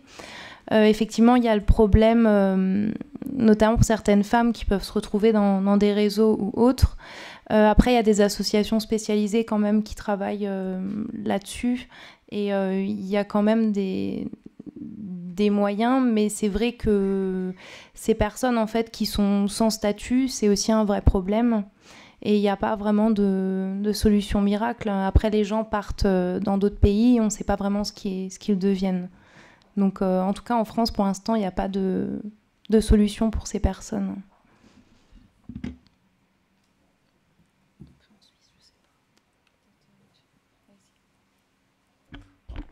Merci. Je m'appelle Pau, master en études européennes aussi à l'Université de Genève. Merci beaucoup, d'abord. Ma question, c'est quelle logique est-ce qui est derrière quelle est la logique derrière la juridiction pour interdire aux réfugiés de travailler pendant le temps qu'ils sont accueillis en Europe? Et deuxième question, c'est que pourquoi certains États, par exemple l'Espagne ou peut-être d'une certaine façon l'Italie, s'opposent à agrandir la Frontex? Pourquoi ils s'opposent? Quelles raisons politiques est-ce qu'il y a derrière pour continuer à gérer de façon nationale et pas de façon européenne la gestion de la migration au niveau Frontex? Merci beaucoup. Peut-être sur le droit au travail, bon, déjà on va détruire un mythe, mais les requérants d'asile ont le droit de travailler après 3 mois en Suisse.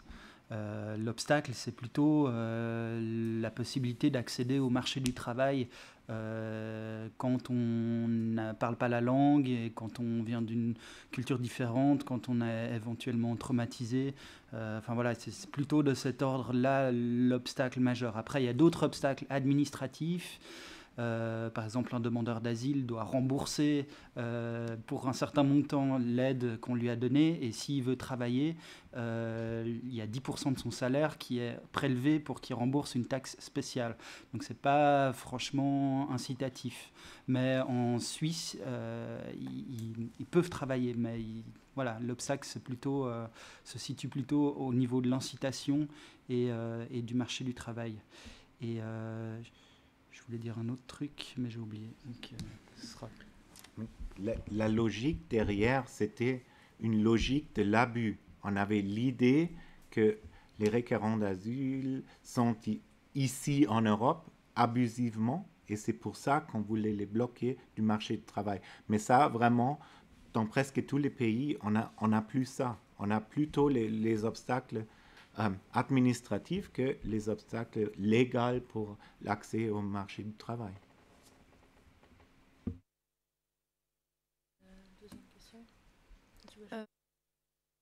En France, au niveau du droit du travail, les demandeurs d'asile, ils peuvent travailler aussi. C'est un peu plus compliqué. C'est au bout de 12 mois, si la demande d'asile n'a toujours pas été traitée, mais ils peuvent quand même demander des autorisations avec une promesse d'embauche. Après, c'est une démarche qui est compliquée, mais dans les faits, c'est pareil. C'est compliqué au niveau de la langue. Les employeurs sont un peu frileux parce qu'ils ne connaissent pas bien le droit et ils ont peur d'embaucher quelqu'un au noir, etc. Donc après, c'est plus des problèmes concrets. Les gens ont des difficultés à trouver un emploi, mais dans les faits, il y a certaines mesures qui leur permettent de travailler. Je me rappelle ce que je voulais dire, donc j'en profite. En fait, ce qui se passe souvent, c'est qu'on devrait mettre en place, pour que les gens restent actifs, ou qu'ils puissent, disons, avoir une étape intermédiaire entre le moment où ils arrivent et le marché du travail, on devrait mettre en place des espèces de régimes de travail intermédiaires où les gens sont moins payés quelque part. Des travaux d'utilité publique ou des programmes d'occupation, des choses comme ça. Et ça pose toute la question d'une forme de dérégulation de toute une série de normes du droit du travail, c'est-à-dire que c'est des personnes qui sont moins bien payées mais qui font quand même un boulot. Mais en même temps, si elles n'avaient pas ces programmes-là, elles ne trouveraient pas de boulot sur le marché ordinaire du travail. Donc on est un peu entre deux. Et il y a un débat entre ceux qui pensent que c'est une forme d'exploitation et d'autres qui pensent que c'est la solution pour quand même qu'elles aient du travail. Et j'ai lu l'autre jour dans le journal qu'il y avait un film qui allait sortir là-dessus, sur les équipes de nettoyage dans le canton de Berne. Donc c'est des équipes de réfugiés qui tournent et qui nettoient les abribus et les poubelles, un peu un service de voirie, et où toutes ces questions sont posées. Et je ne l'ai pas encore vu, mais je pense que ça doit être un film intéressant. C'est souvent les gens qui veulent bien faire arrivent toujours à un point où ils se disent mais pour finir, ils pourraient faire un truc, mais s'ils étaient un peu moins payés, parce qu'on n'aura pas l'argent de les payer, parce que ce n'est pas un vrai travail ce qu'ils font. Puis arrive tout de suite la limitation, ah ouais, mais en fin de compte, c'est un peu de l'exploitation, quoi. Sur la question Frontex, c'est plutôt le problème de la mise en œuvre de Frontex. Frontex n'est pas la garde extérieure de frontières européennes, mais c'est seulement un moyen d'appui pour des pays à la frontière. Alors, pour l'Espagne ou pour l'Italie, ça veut dire on coopère avec Frontex, alors on n'est plus le pays qui dicte qu'est-ce qui se fait. En plus, on doit gérer un hélicoptère allemand, un navire grec, 2 gardes frontières, 2 infrarouges slovaques, et avec tous les gens qui sont là, c'est beaucoup plus compliqué de le faire soi-même. Et c'est pour ça que des pays qui ont des structures comme Italie et l'Espagne n'aiment pas Frontex. Pour la Grèce et pour Malte et pour Chypre, c'est quelque chose d'autre parce qu'ils n'ont pas les moyens de le faire eux-mêmes. Alors ça, c'est un peu la problématique de Frontex parce que c'est seulement un appui, ce n'est pas la garde frontière extérieure de l'Europe.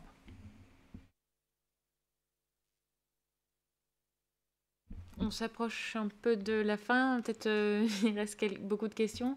Madame et puis mademoiselle au fond. Marley Joker, je suis freelance, ancien délégué du CICR. Et j'avais 11 ans au conflit des Hongrois.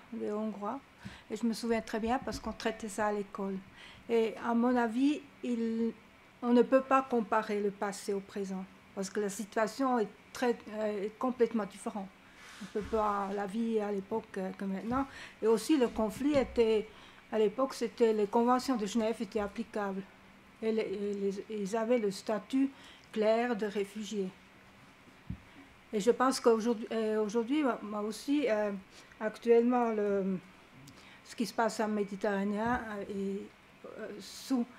on peut se demander est-ce que c'est un conflit international armé. À ce moment-là, les conventions de Genève devraient être applicables. Chaque État qui a signé les conventions de Genève, parce que finalement, si on logiquement, au point de vue, ça pourrait être vu comme un conflit armé international, ce qui se passe actuellement dans ces régions-là.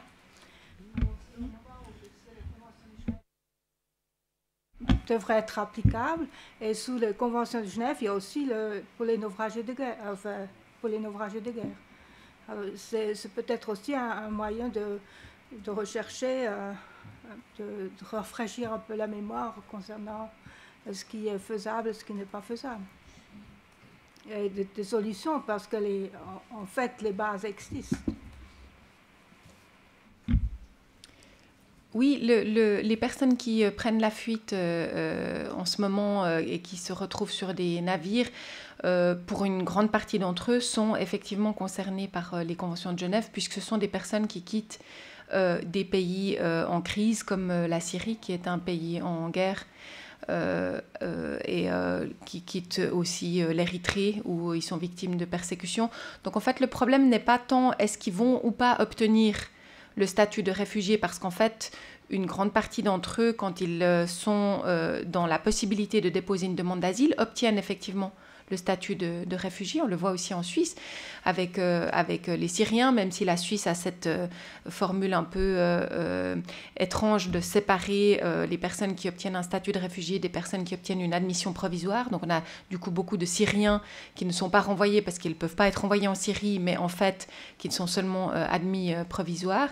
Mais on a effectivement donc des personnes qui répondent aux critères d'admission, qui auraient le statut de réfugié et qui malheureusement en fait n'arrivent tout simplement pas jusqu'aux côtes européennes où elles peuvent déposer cette demande puisqu'elles meurent en mer. Donc oui, les conventions s'appliquent.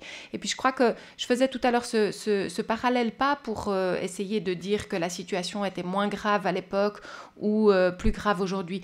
J'aimerais juste dire qu'en fait, il y a eu un moment en Europe où, juste après la Deuxième Guerre mondiale, l'Europe était dans une situation effectivement de dévastation à peu près totale et il y avait à peu près 50 millions de personnes déplacées et de réfugiés à travers le monde.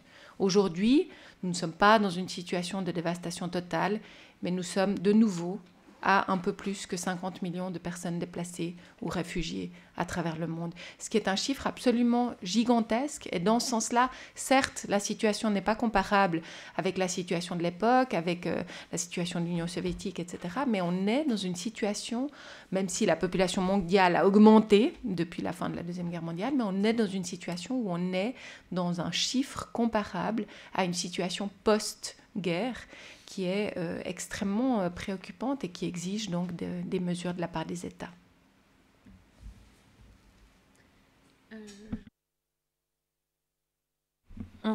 Oui, d'être bref, puis on va devoir conclure. Je ne sais pas si quelqu'un du... Monsieur Maître.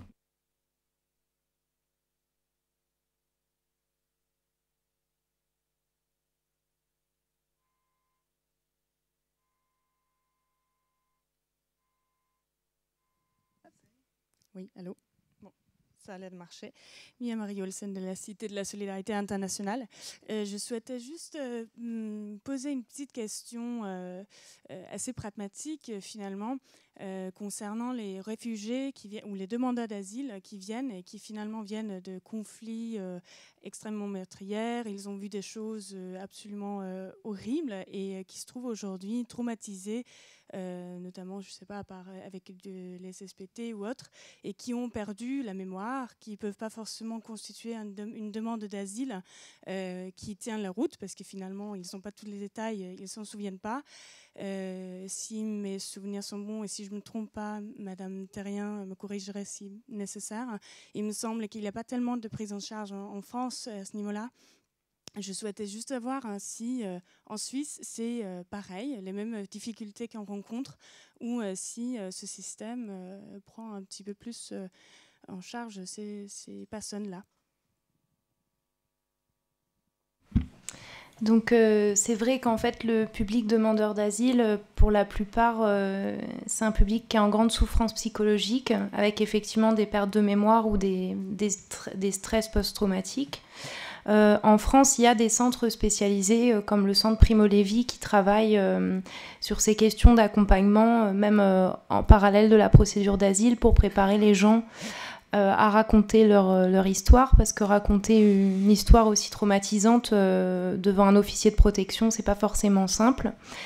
Il y a des choses qui sont mises en place, après c'est insuffisant, donc il y a des délais d'attente qui sont assez longs pour la prise en charge psychologique. Et il y a tout le problème de la langue en fait, parce que pour des personnes francophones ou anglophones, on arrive quand même à trouver des solutions.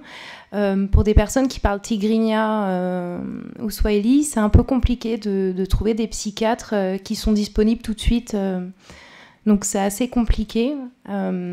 Mais après, je sais qu'au niveau de l'OFPRA, il y a quand même en ce moment des améliorations avec une prise en compte de la vulnérabilité pendant les entretiens.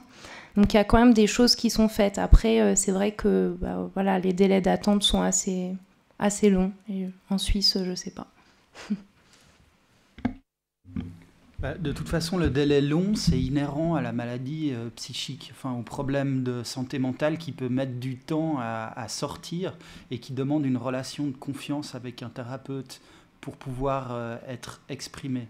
Donc pour le faire valoir dans la cadre d'une procédure d'asile, ça pose plusieurs questions. Déjà, il y a le problème de l'accès à un thérapeute.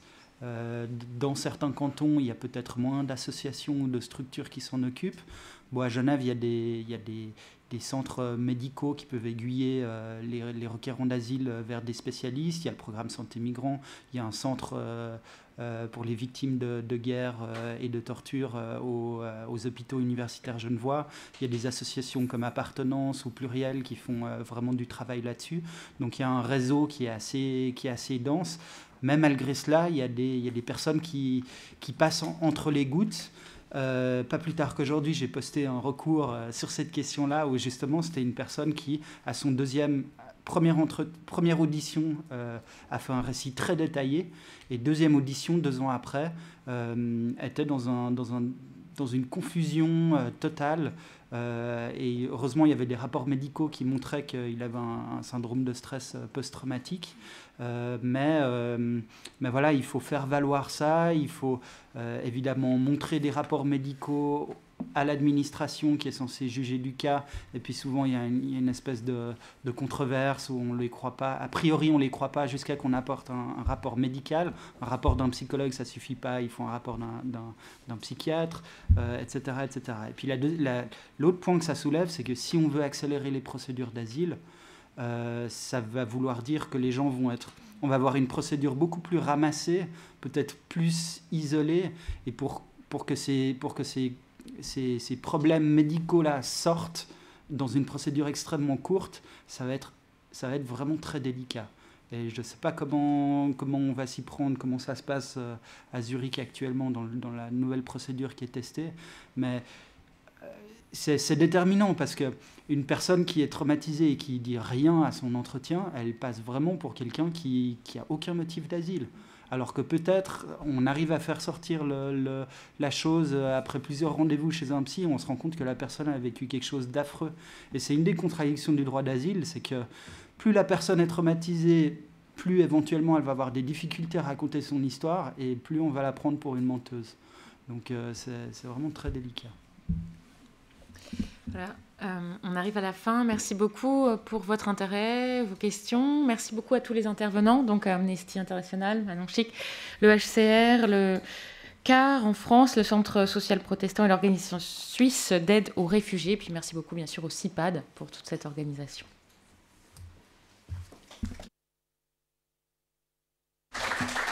Merci à vous en tout cas. C'était une très bonne expérience et puis on voit qu'on pourra encore discuter pendant longtemps de ces questions très délicates et j'imagine que ces prochains temps, ça va être encore le cas. Je vous remercie aussi à vous d'avoir participé tout d'abord et puis je vous invite à partager un verre juste derrière vous. À une prochaine, on espère. Merci bien.